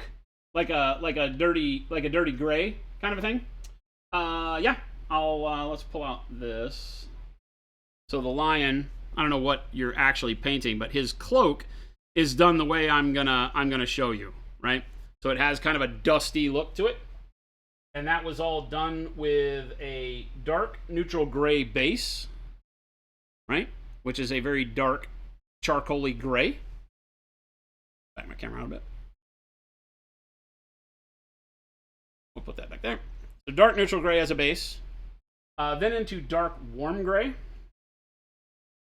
Dark warm gray is a little bit lighter, and it has a little bit of a yellowish green to it. I don't want to scare you off with that. In an artistic sense, it makes it warmer. It puts a tone in it of that yellow that pushes it towards that feeling of almost like brown gray, and it makes it look dirty, okay?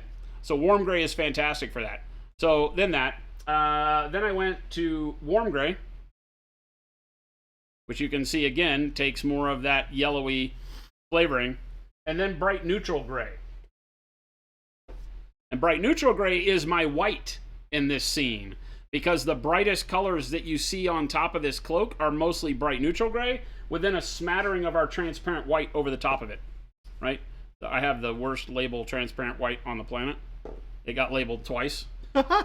So we reuse everything here. And then transparent white.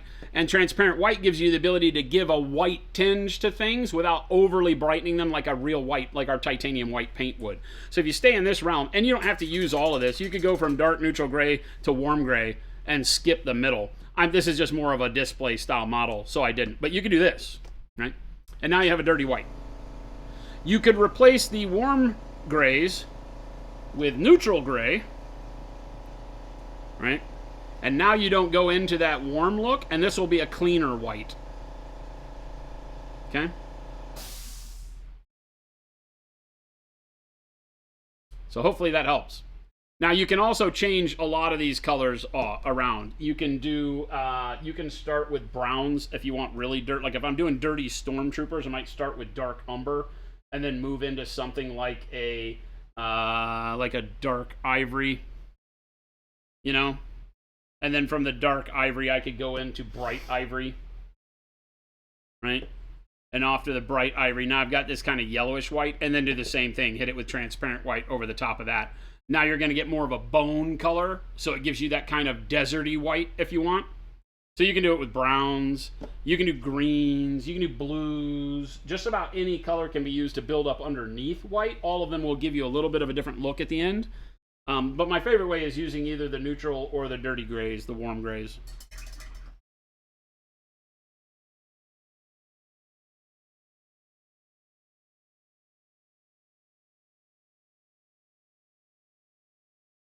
Normal airbrush thinness. For base coats, I don't thin at all for our paint. Depending on what paint you're using. Like everything you've seen me do here for base coating, these mechs has been unthinned. I haven't thinned at all. The only thinning that might have occurred is after I've cleaned the airbrush pot. There might be a little bit of moisture in the pot. down in the bottom, then I just squirt paint on top of it and spray it.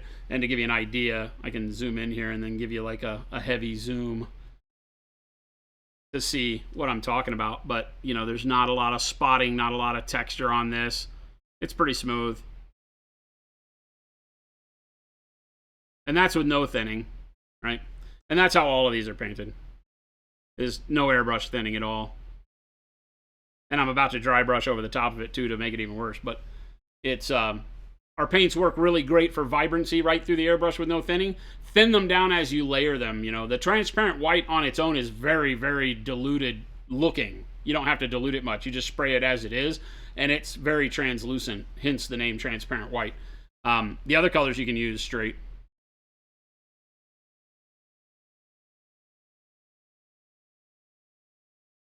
Yeah, if you're doing like freehand smoke on the side of something or like on a canvas or something like that, then yeah, you can thin it down however you like and then build it up as you go. For sure. Slow and steady wins the race. Asnabal, what's going on?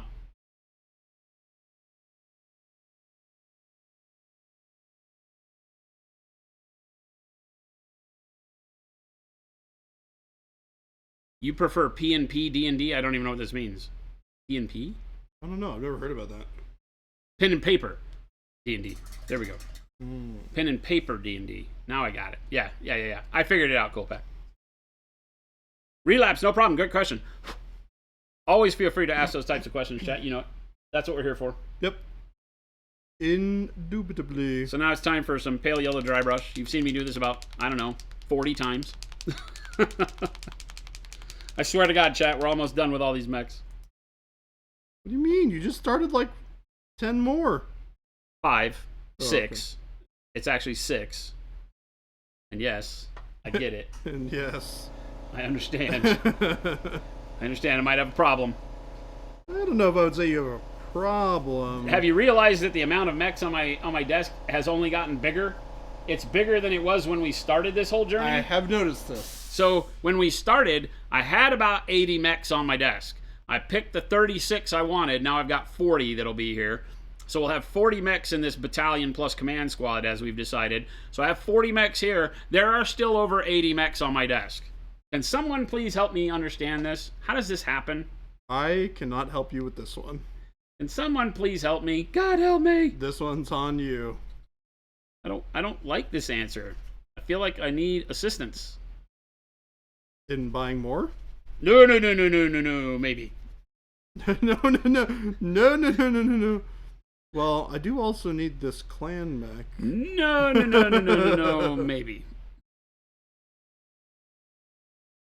There will be much less than 80 on my desk when he hurries up and paints all his filthy clanners. Well, we're working out a cool scheme so far. I'm happy with where we're at with it at the moment. Augie, you wish you had an LGS for your plastic crack. Where do you live? What's your basing colors, by the way? Basing colors? Yeah, what colors did you use? Oh, on the red? Yeah. Burnt sienna. Burnt sienna. Then a very thin down burnt orange over that. And then a dark warm flesh dry brush. Okay.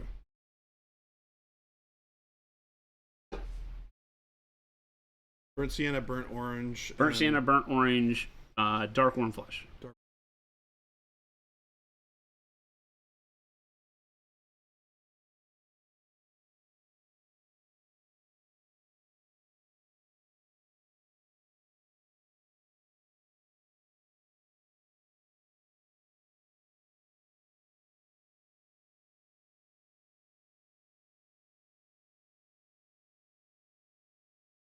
Then we give them a quick dry brush of the, I say quick, this is the longest part probably.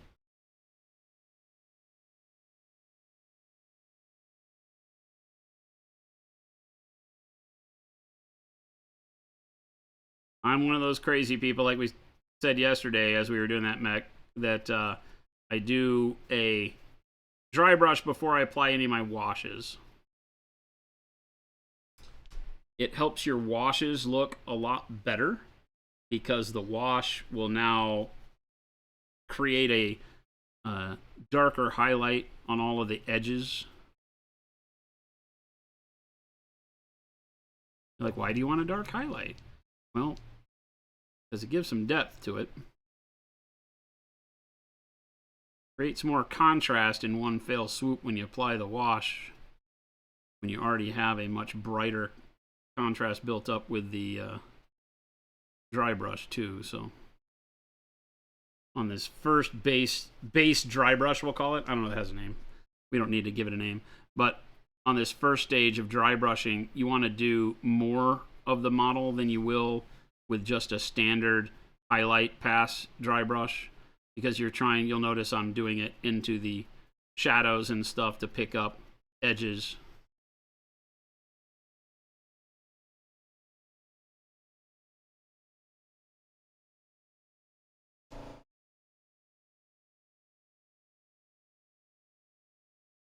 So that when we put the wash of the flesh wash on here, we'll get a little bit of highlight even on this dark side of the mech.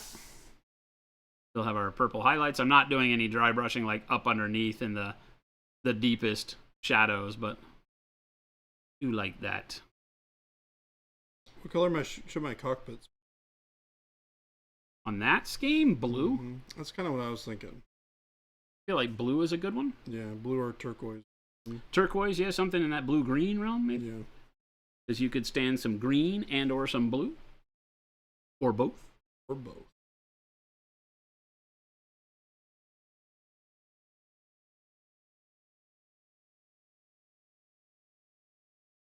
Use blue and turquoise.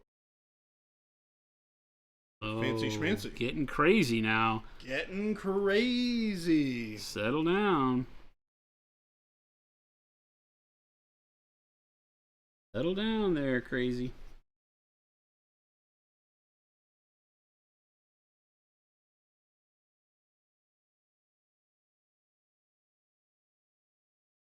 You live 45 minutes away. That's close.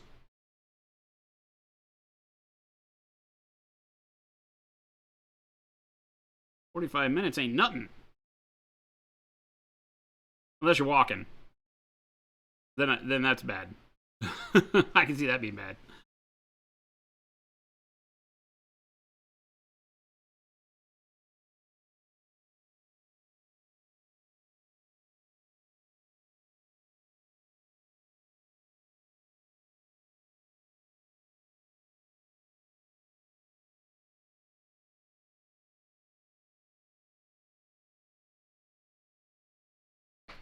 Arctic Mini Painting Studios. Do you have any advice on how to get the Wish.com style of non-metallic metal like on your mechs? I can show you. I need to paint some right now. Super easy. But it is super easy. It's like 3 colors. The biggest thing is knowing where to place your color. Yes. Because the more you subtract from the blending and stuff that you do for non-metallic, the more you have to rely on the color placement to tell the whole story. So that is where, you really just have to have that confidence on, okay, how does a cylinder highlight? That's really all these are, is a bunch of cylinders that we have to highlight for the gun barrels and stuff. So it becomes very easy in that regard. All right. So I'm starting with, we're going to do these gun barrels because they're easy. We might even do these little bits and bobs in here. I feel like I'm going to break this guy as I'm dry brushing him. Oh, really? I mean, he doesn't have like super thin parts, but he just feels thin. So right now on this guy, we have a mix of, what is it? Wad tomato in, I love it. Coal black and dark blue. That's why it's got a little bit of a bluish tone to it. Bluish hue, excuse me. Wad says, okay, I'll stay because I need to know this. But otherwise, I was leaving. And so, we're going to find neutral gray.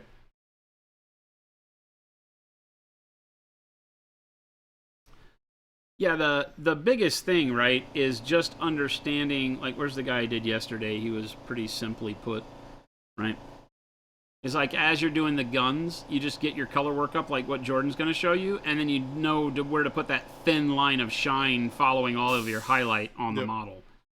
And that's really it, right? Because I've just done that one line of blue or white blue, you know, that I blend in there, and then white blue and the darker blue mixed together on this side. You don't want it as bright on the off side, but you just give a little bit of that high cylindrical highlight there, and you get that real quick non-metallic feel to it, like gunmetal. So I'm gonna mix a little bit of black, a little bit of the dark blue, and a little bit of the neutral gray. And we're gonna cut a color that looks kind of like this.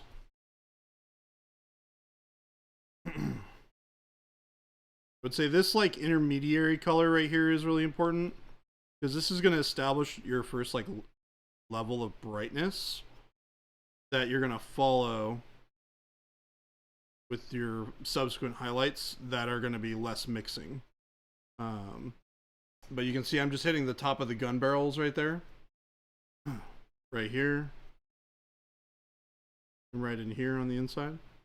And then I'm also going to hit the outside as well on this. So I'm going to hit it a little bit, bring it out a little bit more on the outside. And then I'm going to hit the underside of this barrel right there. And then we'll do this spherical shape because it's a little weird. So I like to come down here and hit the edge highlights. And then I'm going to gather a lot of this light towards the bottom of the sphere here.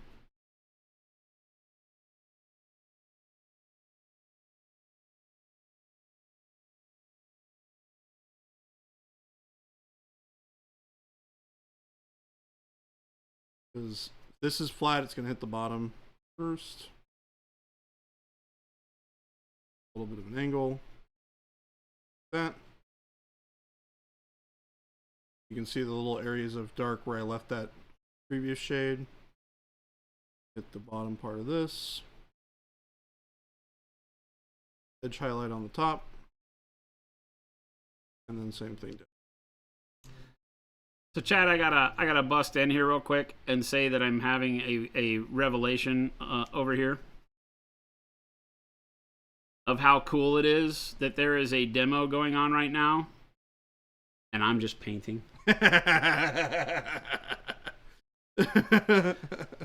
Sorry, I just needed to say that. I'm gonna hit the other gun barrels same way. Hit them right on the top. Wrap around a little bit on the side here. I'm a free man. Barrel. I'm a real boy. And then we're going to hit the inside top there. And I'm being real fast and real quick and dirty with this. You don't need to spend a ton of time doing it. That's the whole point, right? Yep. Just get it done. This is basically the whole of the May challenge wrapped into one if you want to do it quick. Yes. This is it. Pay attention. We're going to take neutral gray by itself. And we're going to put it right on the top of where those gun barrels went, like we did before. But we're going to leave a little bit of that color that we had on the previous step there. And then we're going to do the same thing down here. Hey, somebody likes This is largely just like a line of color. Thank you for that follow. I'm not blending this at all. This is just neutral gray right out of the bottle. Malev says that's how he got the job. Man, there is nothing better.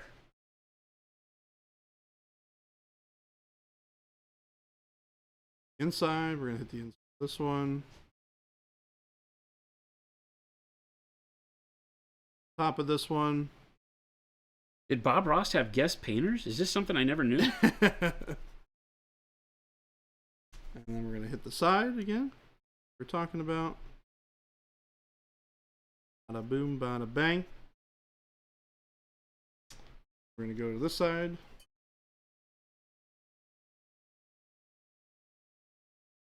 Or this neutral gray. And we're going to hit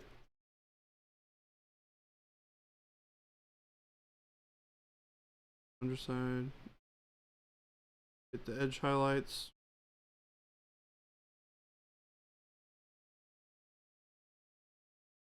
Violet on the top of this guy.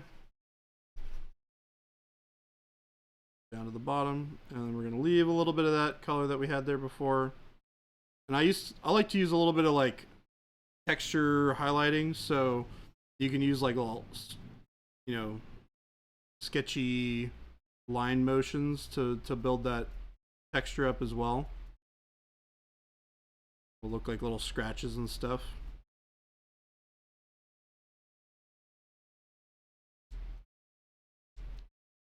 So we got that side mostly done.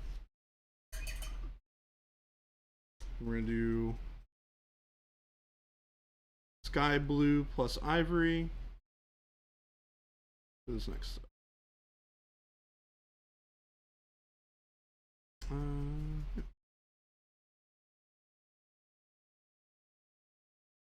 And this one we're going to be really careful with. We're just going to put the line right down in the middle. Well, I remember his son being on the show now that you say that. I had that realization when I watched the documentary, too, that Bob Ross's son had come on and painted. He'd been like, so, hi, everybody. Today, I'm going to leave you in the very capable hands of my son.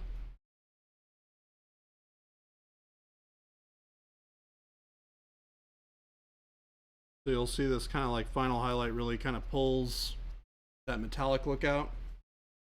Now this is like super budget. You can spend a little bit more time, do a few more layers of color. You can also put a few more lines in. But this is perfectly adequate for doing real fast. Gets the job done. Gets the job done.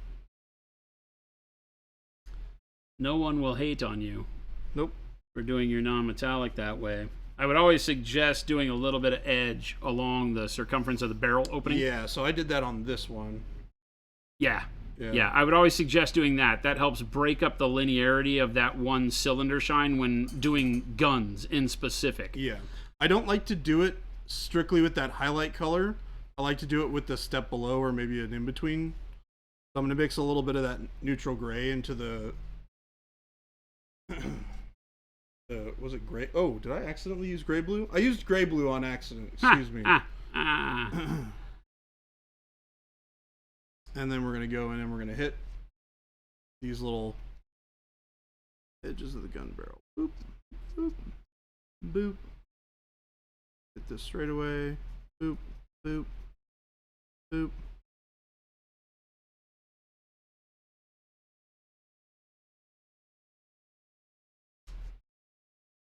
I'm even going to put another line here. Well, it says people still hate on you.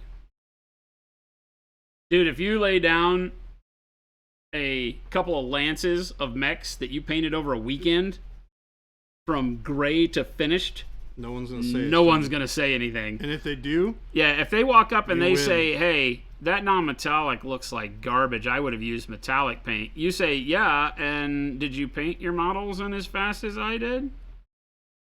Like, I did all of these in 2 days.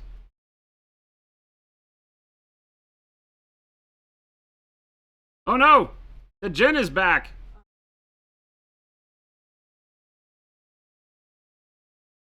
Okay. Yeah, I'll come find you.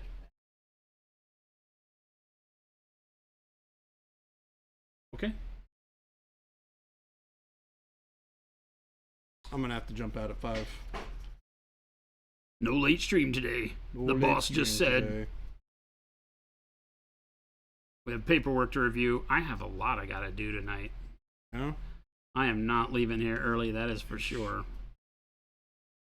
Too much happening. Gotta get the remainder of the UK distribution order done so that they can have all the new textures and stuff. They finally got their order in and we are about done with it, so excited to get all the new basing textures and way more signature sets over to the UK. They ate through their first batch in no time.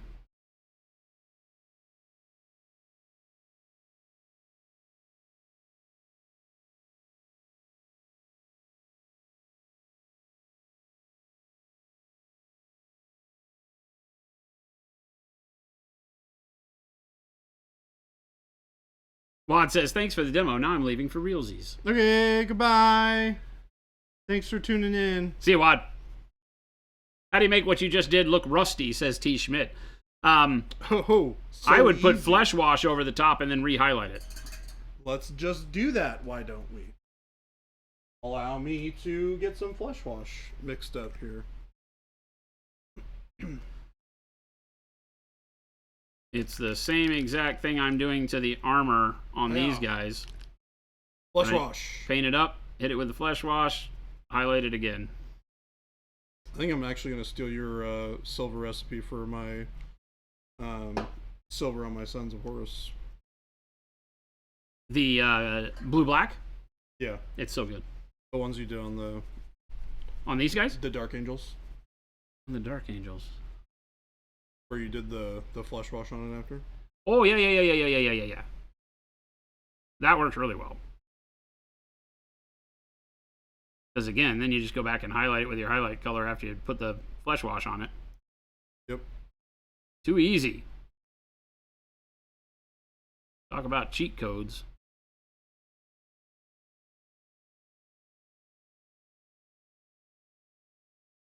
So I'm actually putting this on pretty heavy. This basically has no watering down at all. Partially because I want to put this on my mech too.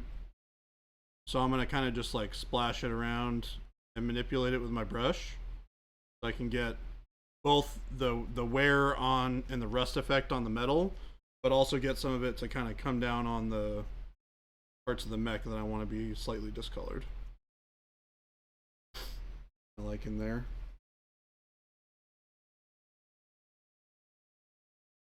Kind of just putting it in the joints.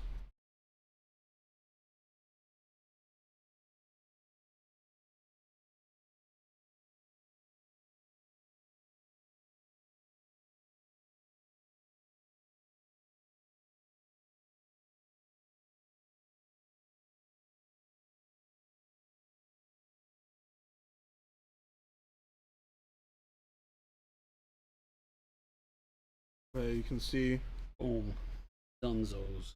the difference between, see how it dulls down this metal a bunch? Kind of helps bring it together, but give it a little bit of that reddish undertone. And go a little heavier. Arctic, take it easy if you gotta bounce. See Arctic. Cool Pack, also bouncing. Cool Pack. It's Bounce City right now. Have a good night, guys and gals. Have a good night. We will see you tomorrow, bright and early, at 12 o'clock. Agu, what's going on? I really like the way my paper towel looks on this go around. It's all of the green from the transparent green thing that I did, and then that little bit of basing stuff. That's like nice. I would hang that on my wall. This is also good for dirty brown earth on your feet for your mechs. Although I would probably Well, it is use... kind of a forest fire, isn't it? Huh? Oh, he was talking about the paper towel. Oh. I would also probably even use some paint with this too. For the dustiness, because using some opaque paint will help give a little bit more of a dusty, dried effect. Dries. And I'll just stipple this down on the feet. I've gone through a lot of wash. Have you? I have, you know, when you make a good product, This is true. I have gone through a lot of wash. Not gonna lie. Especially the flesh and the black. The black I mix with the brown a lot, so I have a whole bottle of that too. I've been killing them. I've been through 2.5 sets of our washes already.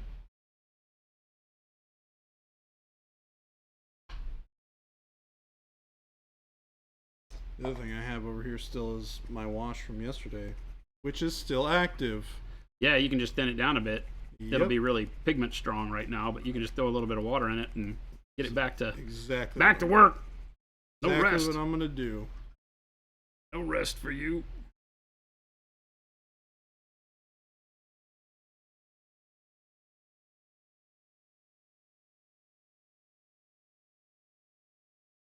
I like that.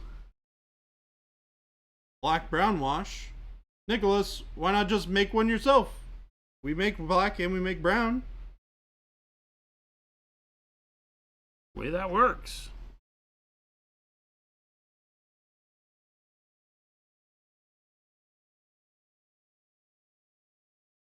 All right, let's see what this.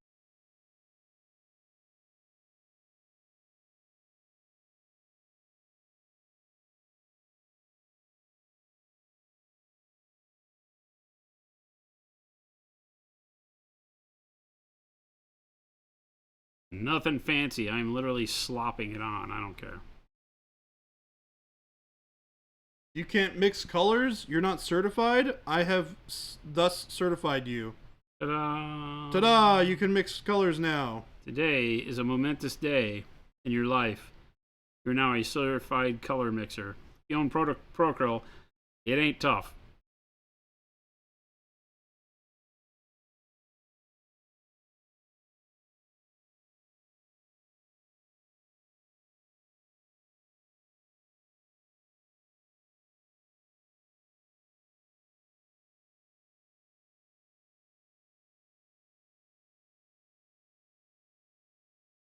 I think once I get some metal on these mechs done, might be pretty close to being done.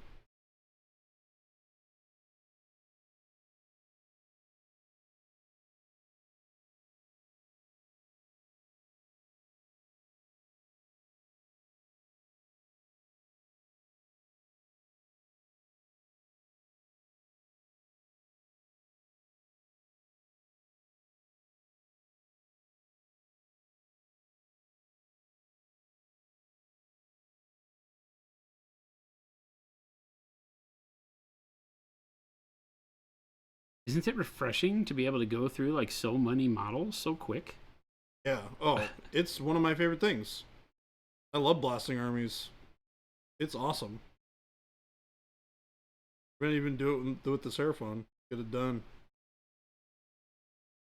Was that what you chose for Age of Sigmar? It is, yeah. Oh, I forgot I didn't tell you. I picked Seraphon. Dirty Lizards. Dirty Lizards. I really love Lord Croak's model, though. I do too, and I am very excited to be able to paint one here shortly.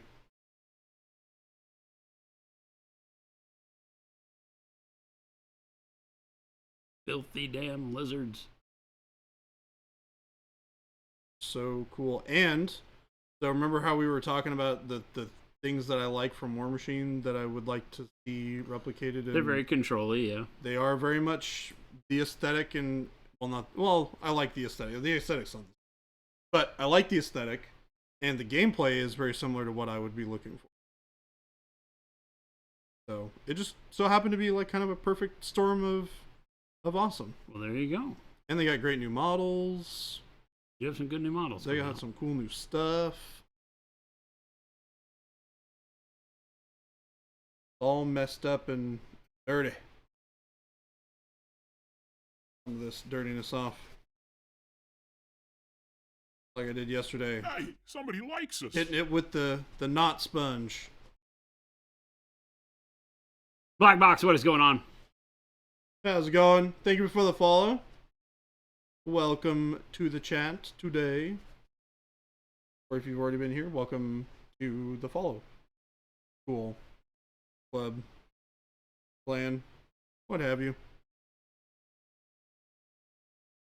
Don't tell them there's a club. They'll want to know the hours it's open. A potato. That's what you get. You get a potato. A club, you're a potato. Yep. What is your fixation with potatoes? Potatoes. Well, I mean, there's nothing inherently wrong with potatoes. Yeah. But, potatoes. But I don't understand. You resort to saying things are potatoes very quickly. Yep. What's wrong with that? I feel like that's your like deer in a headlight statement. it largely is. It's like I have nothing else to say, potato. Yep. it is that. I do not know the answer, so it must be potato. Yep. That looks so good when you get the flesh wash on these.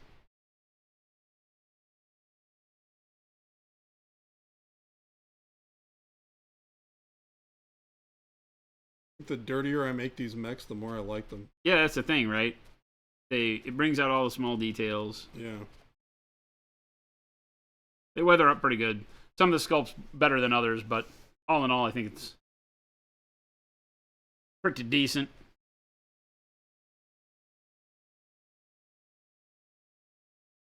And I have thinned my flesh wash down about 50-50 with water, just my dirty tap water that we use here, to get it to flow a little better and to reduce its tinting strength so that it will not leave as big of a filter hammered onto my green. I just want to change the color lightly,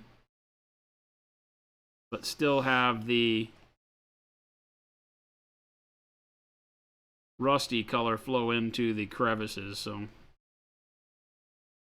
never be afraid to thin your washes, but also applying them full bore can be really cool as well.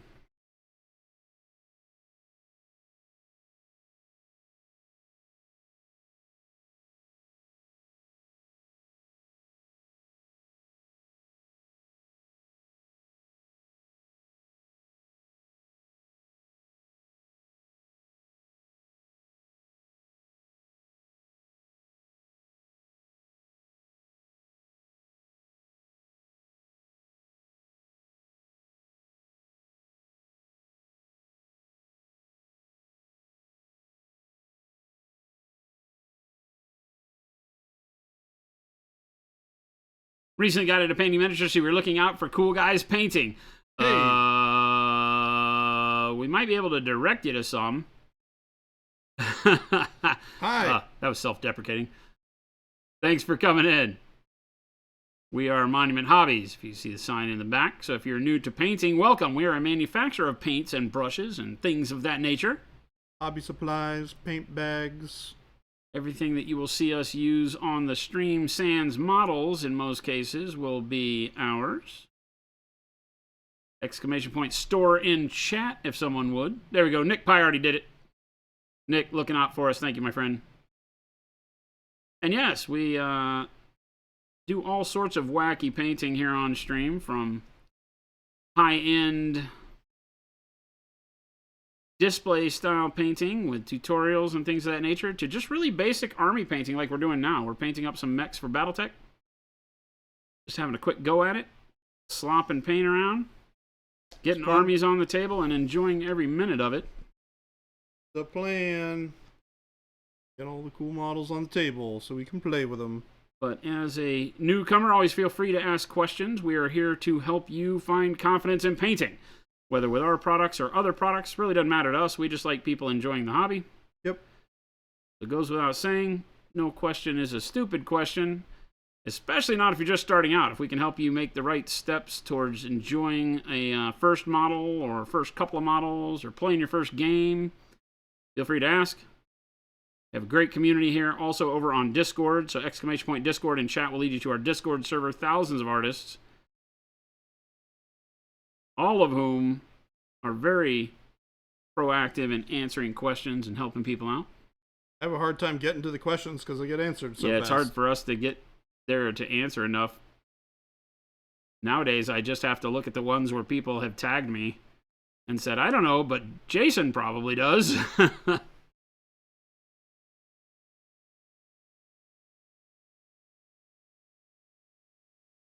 Yeah, great community of painters. Lovers of the hobby all.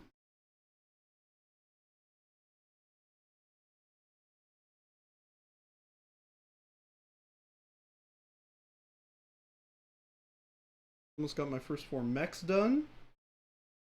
Exciting.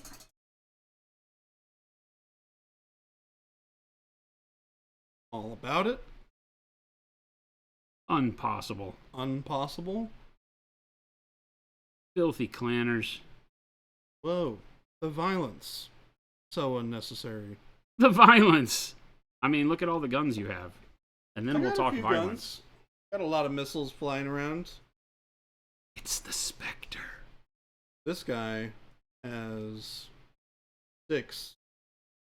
You got some trouble getting into highlighting and shadowing. That's You've just right. been painting stuff that you printed yourself. That's a great way. I mean, I am envious of the world we live in today. When I started, you had to, number one, there was no place to buy miniatures. And number two, you had to save up 8 months worth of allowance to afford any miniatures.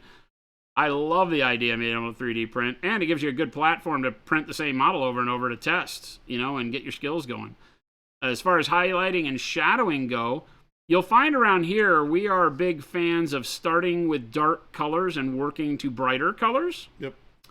I prime all my models black, and then over the top of the black, I start building my midtones and my highlights over the top of that.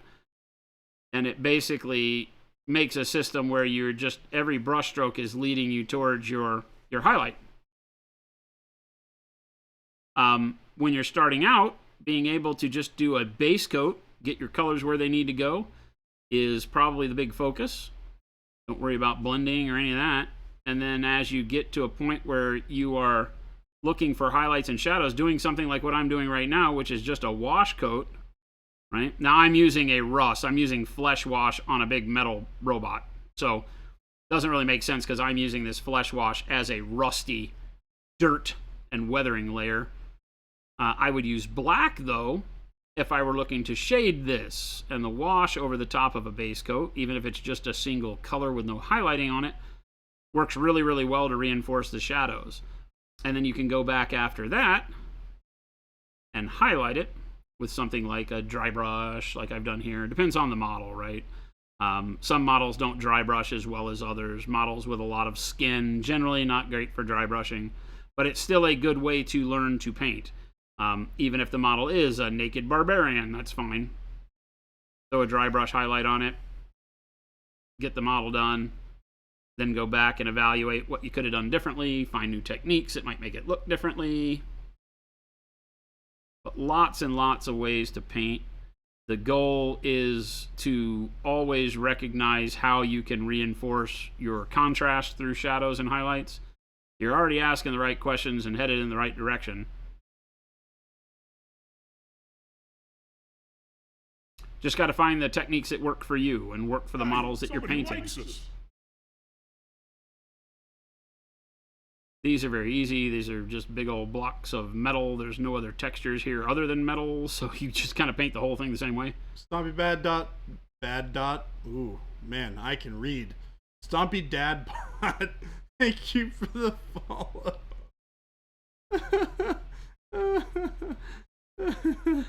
I like Stumpy Bad Dot better. Bad dot? Yeah. That was like some verbal dyslexia going on right there. Yep. Happens to me every once in a while.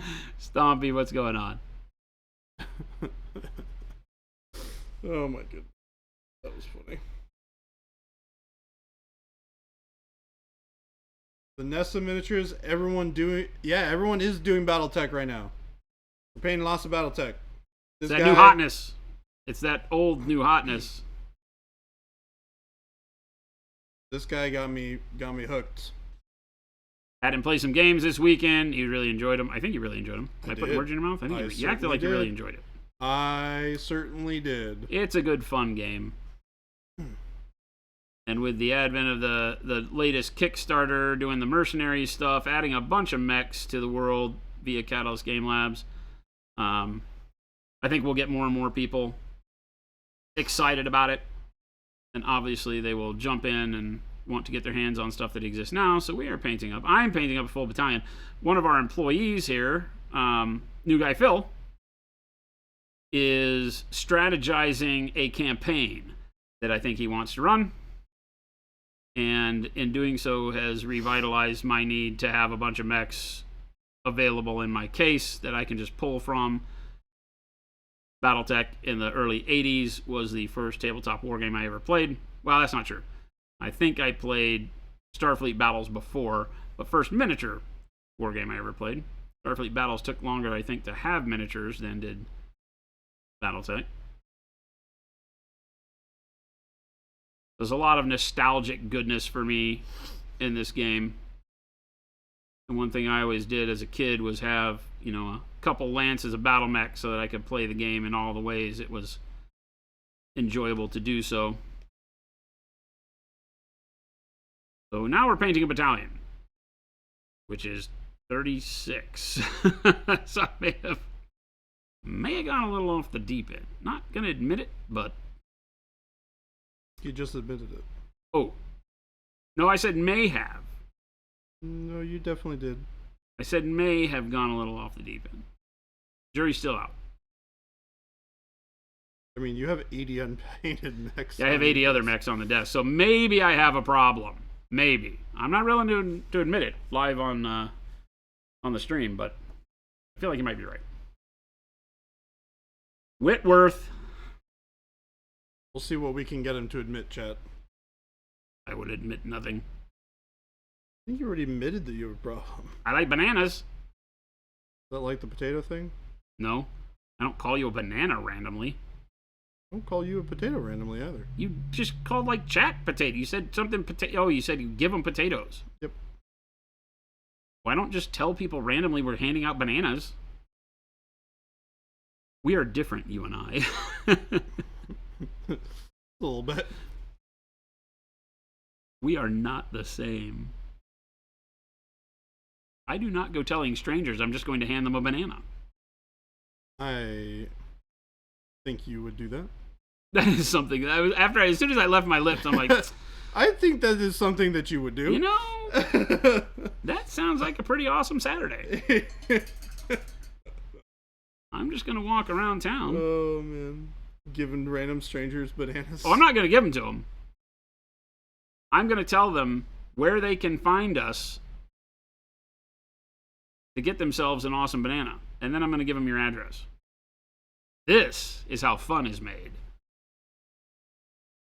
Nice. Give them the address to a gated community that they won't be able to get into. Oh, I'll tell them how to get in the back. Oh, dang. Oh, dang. Tried my hardest there, chat. Oh, dang. I have been defeated. Oh, dang. By the mysterious banana-wielding folks. That sounded weird. By the people who like to... That was going in a weird direction, too. People who want bananas. Hi, chat. I'm Jason. This is Baby J. Baby J What is up? stuck in a reboot loop right now. Yep. Rebooting. Booting loop.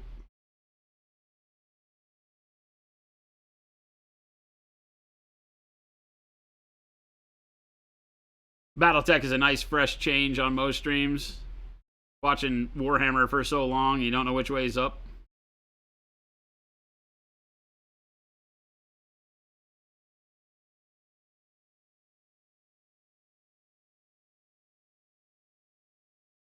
It is testament to GW's pervasiveness and that the streaming community paints like 99.9% Warhammer.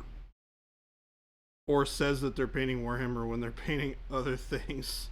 We used to do that until yesterday. Yep. Yep. Well, Battletech is one of the few that has its own category on Twitch because it also has video games. Right? It's one of the only other franchises where you could do that, unless you were like painting Halo miniatures or something from another IP. I think when we were painting Lord of the Rings, we put like Lord of the Rings online.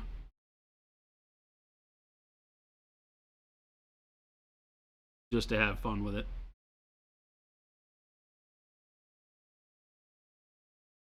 But paint what you like. Don't worry about anything else.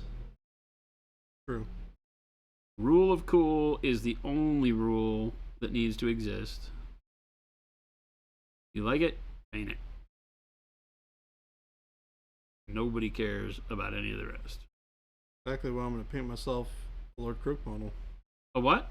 Lord Croak model. That's happening. It's a good model. Classic model. I do not shame you for wanting to paint a Lord Croak model.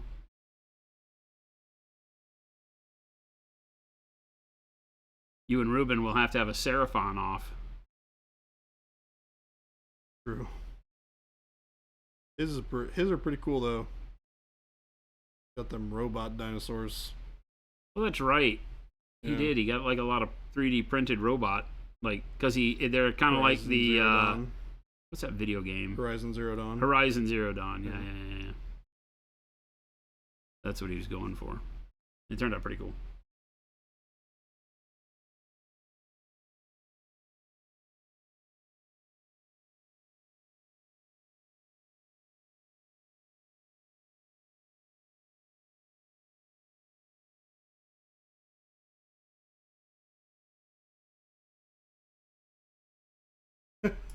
Go to stay strong, baby J. We'll get you some new RAM or something.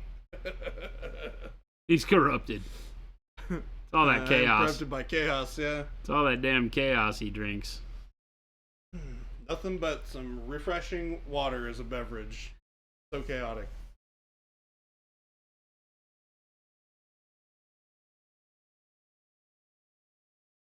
Did I ever decide if you were going to do a giveaway for that Fordite you built up on your pallet? Fordite? What does that mean? So Fordite is basically all the congealed and Paint? paint from like Ford manufacturing plants Yeah. where they spray all the paint. It drips down Yeah. and it dries. That's I did not know it had a name. yeah. People slice all that up and they make jewelry out of it. Yep. Yeah, once it gets thick enough, especially enamels and stuff Yeah. that are tough. And it's got really rubbery. cool, like, weird, wavy, colored texture to it. It's neat. We have a big chunk of it, and I have done that before. We raffled one off. It was a long time ago. Actually, that was the pallet, and the pallet came with, like, the piece of pallet paper came with the part that I chunked off of it.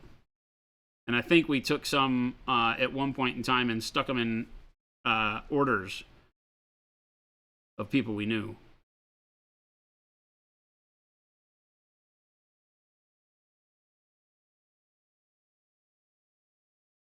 We're laying up all day for you. Around for another 7 minutes. What's that? I said we're around for another 27 minutes. doing more layups.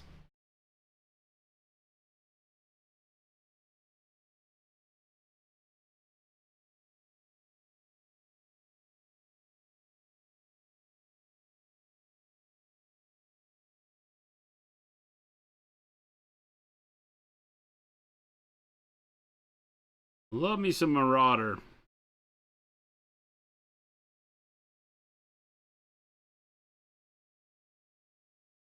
I wasn't super happy when I saw it. Like I was waiting for all the unseen mechs when that whole Harmony Gold lawsuit thing finally came to a close. And I was waiting for a lot of the unseen mechs on MechWarrior Online to see what they did with them now that they could post them all.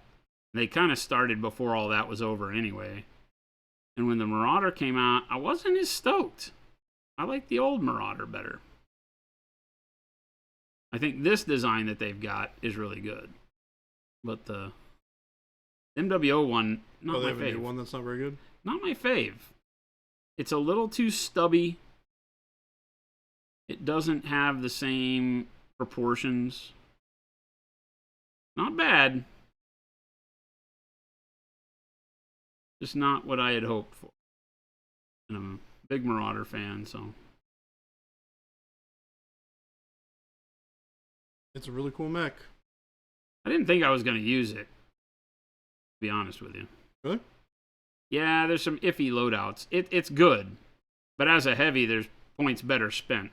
But then I went back and I was like, I can't not run a Marauder. That's not possible. Every time I've gotten deep into Battletech, there has always been a Marauder in my force. There you go. Problem solved. Problem solved. Here it is. Marauder. Done. There you go. Well, not quite done, but on its way to done. Gamer lore-wise, are there any tank treadish mechs in Battletech, like some of the Armored Core mechs? There may be like a tank, like a treaded one, but I don't think so. All of the mechs are either bipedal or quadrupedal, right? There is a weird mech that has like wheels on the back and forelegs and is a weird beast looking thing from somebody's bad nightmare. I don't even remember what it's called. There is one oddity that I can think of right away, but I wouldn't say that it's what you're talking about. There's not like a tread cannon or anything like that from Gundam or anything in those realms. There are big tanks. So there are like the 100-ton behemoth tank and things like that, like big tread tanks that have like quad treads and lots of AC-20s. They are basically mechs with treads. They are just not called battle mechs. They are combat vehicles. But those exist in the game, and there's quite a few of them. I was just introducing Baby J last night to the wonder that is the SRM carrier. So disgusting. Freaking terrifying. Yeah, I have some support and combat vehicles in my office. Among them being SRM and LRM carriers and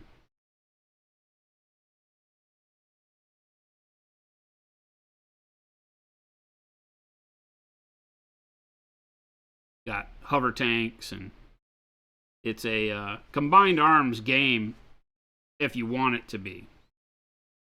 But at its core, it's big stompy robots. But you can add infantry, tanks, helicopters, VTOL style planes, aerospace fighters. You know, you can do whatever you want with it. It is a wide open platform and has rules already for all of those unit types. You don't have to create your own to make it happen. They've got it all already built in. It just complicates the rules to a level that is somewhat annoying when you want to play things like aerospace fighters. They just complicate the game, and they're a little OP. Can be. You can use them. Huh? If you can even use them. Yeah. But they fit the lore really well. Right? Like the book that if you start doing any Battletech lore, you'll probably start with something like the Grey Death Legion or the Blood of Kerensky series or something. And all of those have got like the idea built into them of, like mercenary companies or mech battalions and regiments that are supported by aerospace fighters. And, we'll talk about the pilots and all that kind of stuff. So.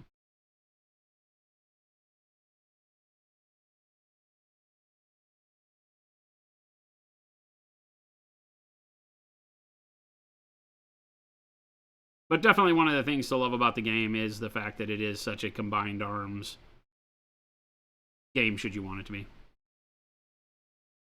I'm all about big stompy robots going and blowing stuff up, so I don't really care about all the rest. Centurion. Be the dummy playing with all infantry. I'm not going to say it's impossible. It would be, you could build a scenario where you could give one player all infantry and they could win. It would have to be some sort of like city fight or high density jungle guerrilla ops type mission. Otherwise, you're going to get absolutely destroyed. But it could be really fun. And it does because of the way scenarios can play out and the way you can make your scenarios and all of that. You could build something like that where one force was all, guerrilla infantry with anti-mech weapons. I mean, the Inferno launcher is one of the rudest things in the world. It basically roasts a mech warrior alive in their cockpit. If it hits. Man-portable napalm launcher, basically.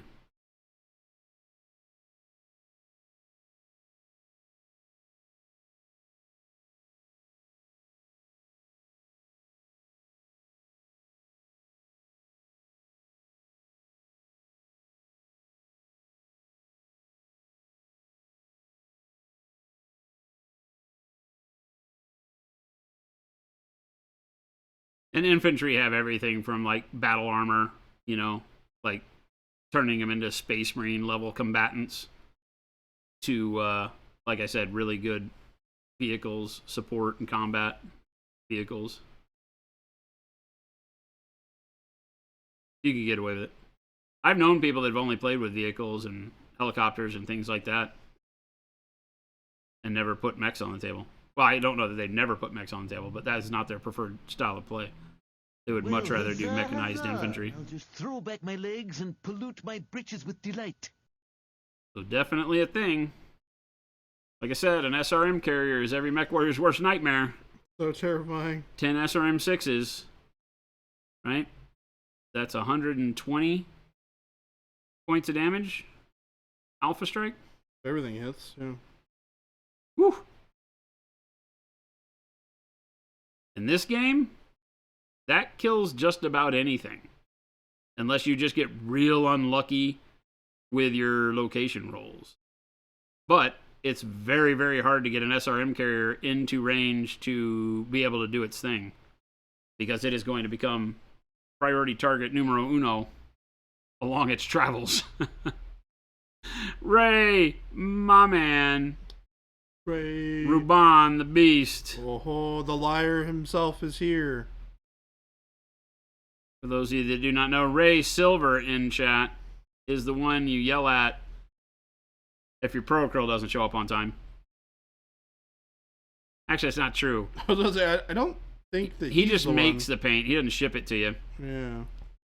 We can blame, Ruben's one of our production managers. we can blame Jacob for that. It is because of Ruben that you have paint at all, is the more appropriate way to state that.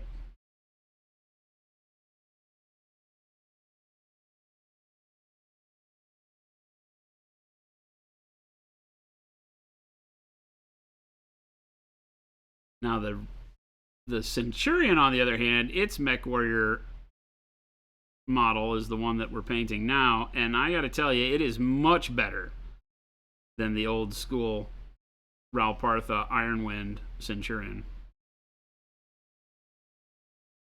Like, much better.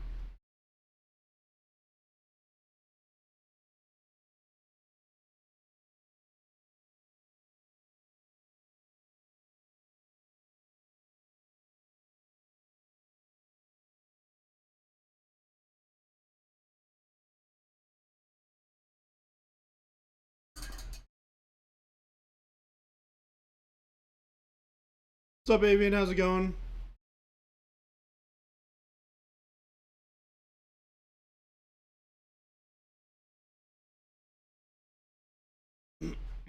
T-Schmidt, I'm pretty sure it still works off of battle value What's that? when you're using the non-mech units and stuff. Oh yeah, they're all battle value. There's a functional use to battle value that takes into account speed, survivability, and damage output, right? There's a calculation for battle value for the vehicles as well as the mechs. Like the SRM carrier is 816 battle value, to give you an idea. So with 10 SRM 6s on a mech, that mech would be probably, depending on how fast it was and how much armor it had, you know, if you were able to give 10 SRM 6s to a heavy, that mech would probably be in the mid to low 2,000 battle value. Again, that's all dependent upon what chassis it's on. But it would be a very expensive mech if it carried 10 SRM 6s. A vehicle carrying 10 SRM 6s is under 1,000 because its survivability is so garbage. They don't have near the armor. It's a 60-ton vehicle, too, so it's no slouch. You know, it's in the heavy tonnage category for mechs.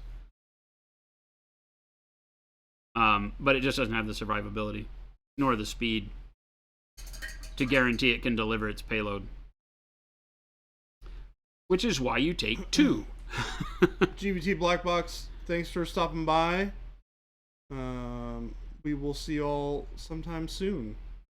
Good to see you. Thank you for the follow. Hope to see you again.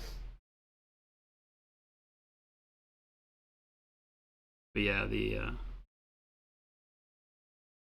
I usually don't take vehicles. I put them in for scenarios. I showed Phil that we got them yesterday, and my whole thing why I got all giddy about it was because having vehicles for scenarios, the models, and for running your scenarios is really cool. Mm-hmm. Because you can then make scenarios that are like, hey, you've got to Shanghai the what do you call it? The convoy, right? Blow up this convoy that has like a VIP in it, and it's protected by all of these. So I use the hover tanks as the troop carriers. Oh, cool. And you say there's a VIP in one of the hover tanks, and mark it on the bottom or mark it somehow on its sheet which one it is. And then, secret, because you don't know which one has the guy in it as the attacking so force. You don't want to just blow them up. But the Op 4 comes in and has to do all of that, data gathering. So you can't just go in and blow them all up because you're supposed to capture the VIP. Yeah. So you can't just go in and shoot. So you got to... The thing with Battletech is you have to kind of build all of your scenarios in a way that aren't just kill them all. Because they become pretty easy at that point. And boring. Yeah. So you don't know which vehicle has VIP in it. You can be pretty sure it's not the SRM tanks. So you got to pay attention to those. But the defensive player gets their lance plus the convoy to control. And the convoy could have, 6 or 7 tanks in it plus the carriers. So they have a lot of firepower in the convoy. And the attacking force only has a lance to go beat it all up with. So do fun stuff like that. But the vehicles allow you to do that. Some mechs do have rules for a hybrid leg system, like tracks and stuff.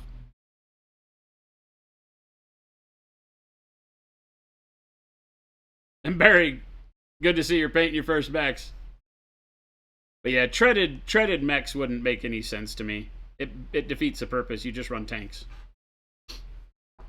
Because that's all they are anyways, big turrets on legs. Bomb Arcade, it's cool to have the different options without it being required. Exactly. Yeah. Yeah, with Battletech I say that it's a narrow game and its breadth of knowledge base to have to learn it. It's very tight.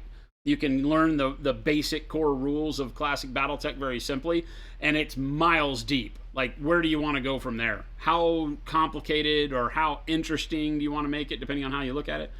I prefer top-level Battletech, where it's literally just easy to put it together and then create interesting narrative stories around it that get you really involved in the play, and then just use the basic rules for the playing. I kind of create new rules in the scenario, but they're scenario-based. They're not like house ruling everything. We do have some house rules here, and things like that, but in general, I don't like to change the overall rules of the game necessarily.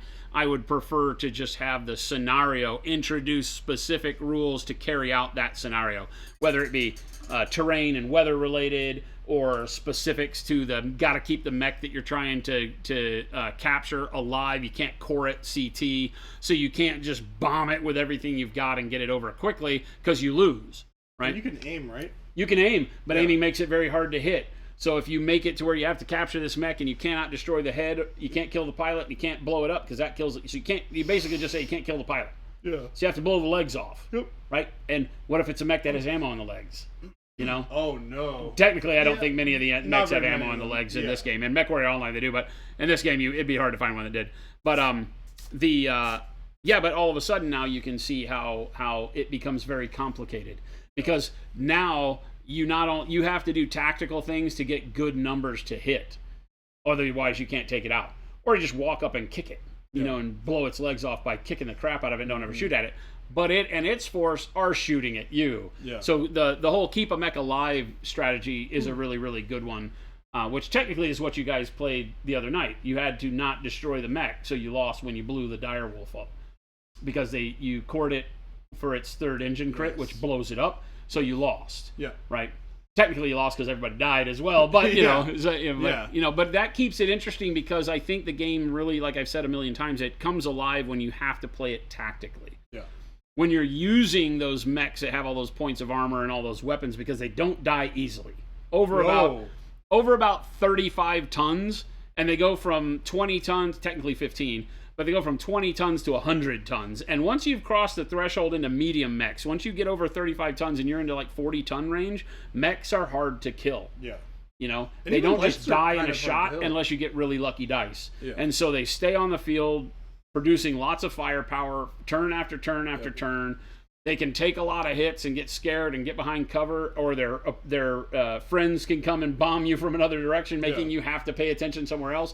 So there's a lot of tactics in it that make it not just a slugfest game. It's a tactical game.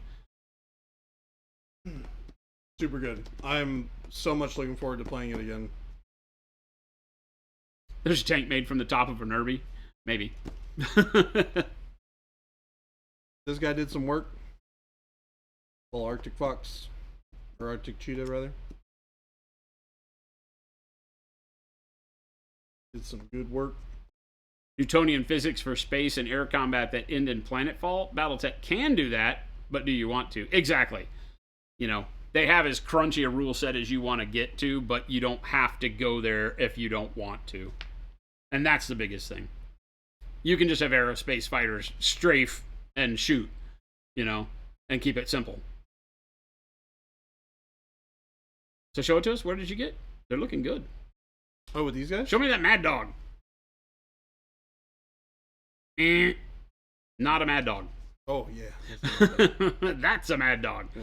Oh, yeah, I really like the chipped kind of highlighting on the orange. Yep. Does a number on it. I like that a lot. Very, very cool. Very, very cool. Thinking about making these side things black.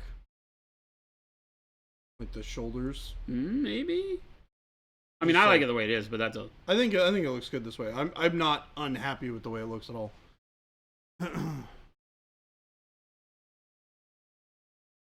Yeah, we got that guy, and then we got this guy. The Maserati. The Maserati. The other one was technically a vulture, but... Got Mad Cat 2. Cat 2. That one's a resin print, by the way. Yes. I don't know that he's bulky enough, it probably doesn't matter. But I always like to tell people, that one's not made out of bendy plea, like board game rubber. No, yeah. That one will shatter. I love the basing that you got done on this. That's a resin base. Flip it over, I think it's white. Yeah. That's a resin base. Oh, it was already had this. Yeah, stuff there's a on couple it? of companies that make resin bases that have like building rubble on them. Oh, that's cool. Yeah, I had a couple that I put on those. I think there's a stalker around here someplace that's on one of those, but I haven't been able to find it. Which is a bummer because I wanted the stalker to be my other assault mech, but I don't know where it is. I know I own one. I just don't know where it is. It might have like fallen over in one of my... I don't know. Too many minis. Damn it. Too many. Yeah, there's too many minutes. Not enough. Too many minis, man. They're all over the damn place. How are you supposed to tell what you have and don't have? It's gotten to the point to where I go online and I'm like, ooh, that's cool. I want one of those. And then I'm like, wait a second. wait. Do I have one of these? Wait. I might have one of these already. Do you have the Urban Mech Company box for Scenario Mechs? No. Nope. Not a fan.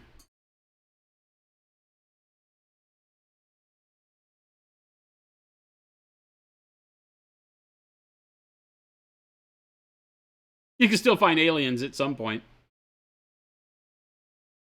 It's a big place. It's a lot of planets. And it's all humans right now. But yeah, I guess they could take it off on a tangent and put aliens in the scene too. I think that would be very unflavorful. I think they've pretty much committed to the fact that we are alone. The Monument Hobbies rummage sale. Oh my God. If there was a safe way to do that, Ray, we would do that. Kaiju is a no-go? You mean like real kaiju? No. I think there's a mech called the Kaiju.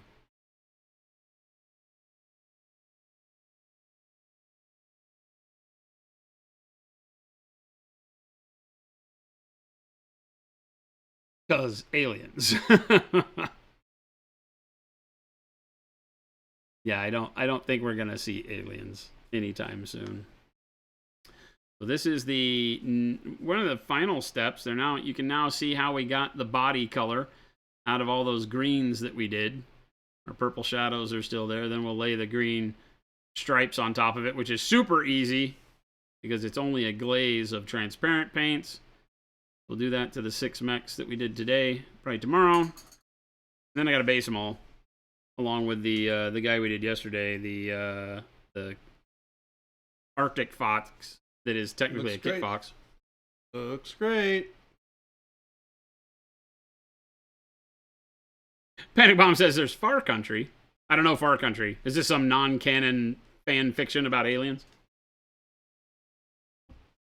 Or are these the inbred periphery people?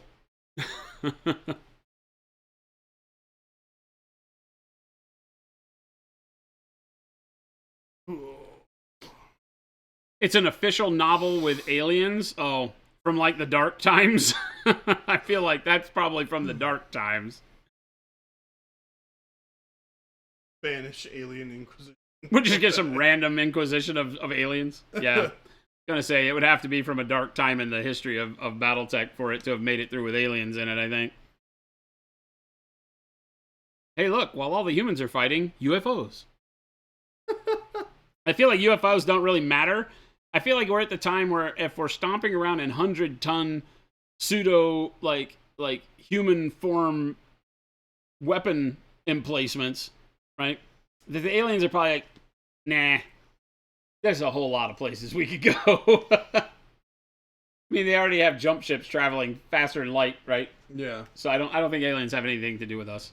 I mean, they could always come to town with some sweet Gundams. They're only semi-sentient. Run circles around them. Oh, it was an early novel, says Stonewall. I probably read it if it was one of the earlier ones. I don't remember Far Country, though.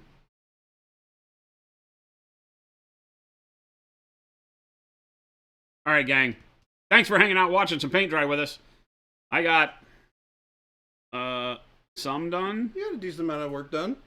You got all the base coats done and the washes done. Yeah, I got for the 6 added mechs, right? I got 3 mediums, a heavy, and a light. This guy we did yesterday. Heck yeah. But, you know, that's a good way to look at it, right? In this stream, we got 6 mechs up to everything except for the green stripe and the weapons painted. And we did this guy all yesterday, but it took us a whole stream, right? And it was a short stream. To do one guy in 2 hours, about an hour and a half because I was late. Yeah. But in about an hour and a half, and then in 3 hours we did 6 to the point to where we're, you know, we don't need another 3 hours to get them done. So again, the power of assembly line painting once you have your color scheme down really gets you a lot further because we could have had, if we were only painting a lance, we'd probably be done. So painting 4 or a star of 5 mechs goes pretty quick in this game. Again, because there's only one texture, metal. So it becomes very, very fast to do. You know, when we look at like the past 2 weeks, I've painted 36 mechs, right? I mean, how far can I zoom out here? 36. This whole sea of mechs over here. It's so ridiculous to look and at. A drop ship for them. It's so stupid. It's so ridiculous to look. I forget how many models it is until you zoom out sometimes and I see it because it just keeps going. It just keeps going crazy. Because we've got mechs. We've got 8 or so mechs from here back, and then there's all of these you can't see that are another 10. Oh my gosh. So it's stupid. Oh, and there's the 2 we pulled out that we took time and painted. It's silly. Yeah. It's silly. Far Country came out in 93. Oh, well, then I definitely didn't read it. Bird people.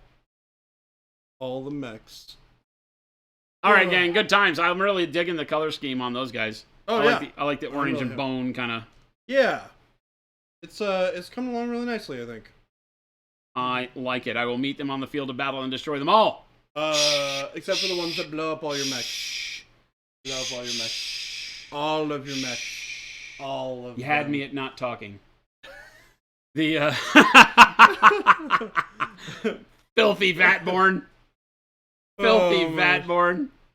All right, we'll have to film it. We'll have to get the game table done, and we'll have to do a live stream of that'd be so great. of a UV me. Yeah. Like I'm gonna get my gut stomped live on television though. Doesn't sound like fun at all. I get to write the scenario. We got to get it done once we have all the terrain and stuff done too. I'm on the top of a hill that's all D6 rock slide. No. You have to come up the hill all the while I'm pounding you with my weapons, and every time you take a step, every movement point costs you a D6, and on a 1-up, it's a rock slide. You know what I'm gonna do? And a rock slide does your tonnage times 10 in damage to a single location. You know what I'm gonna do? I win. I'm gonna drop a drop ship out of the sky on top of your model, and then all Like of your physically? models, Drop a drop ship. like would be really dead. drop? I'm just gonna drop a rock on the no. table. I'm just gonna drop a rock on top of that. I mountain win. Right there.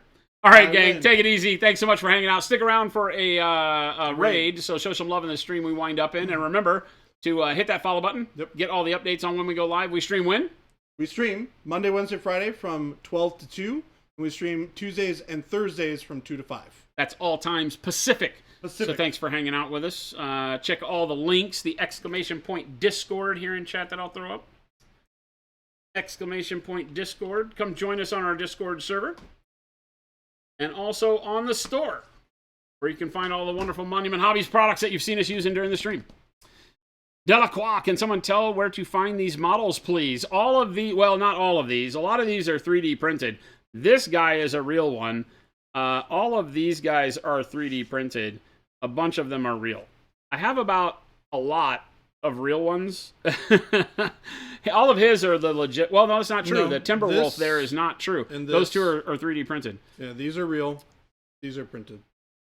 Winter Cove, what's going on? We are quitting. We're going quitting. home.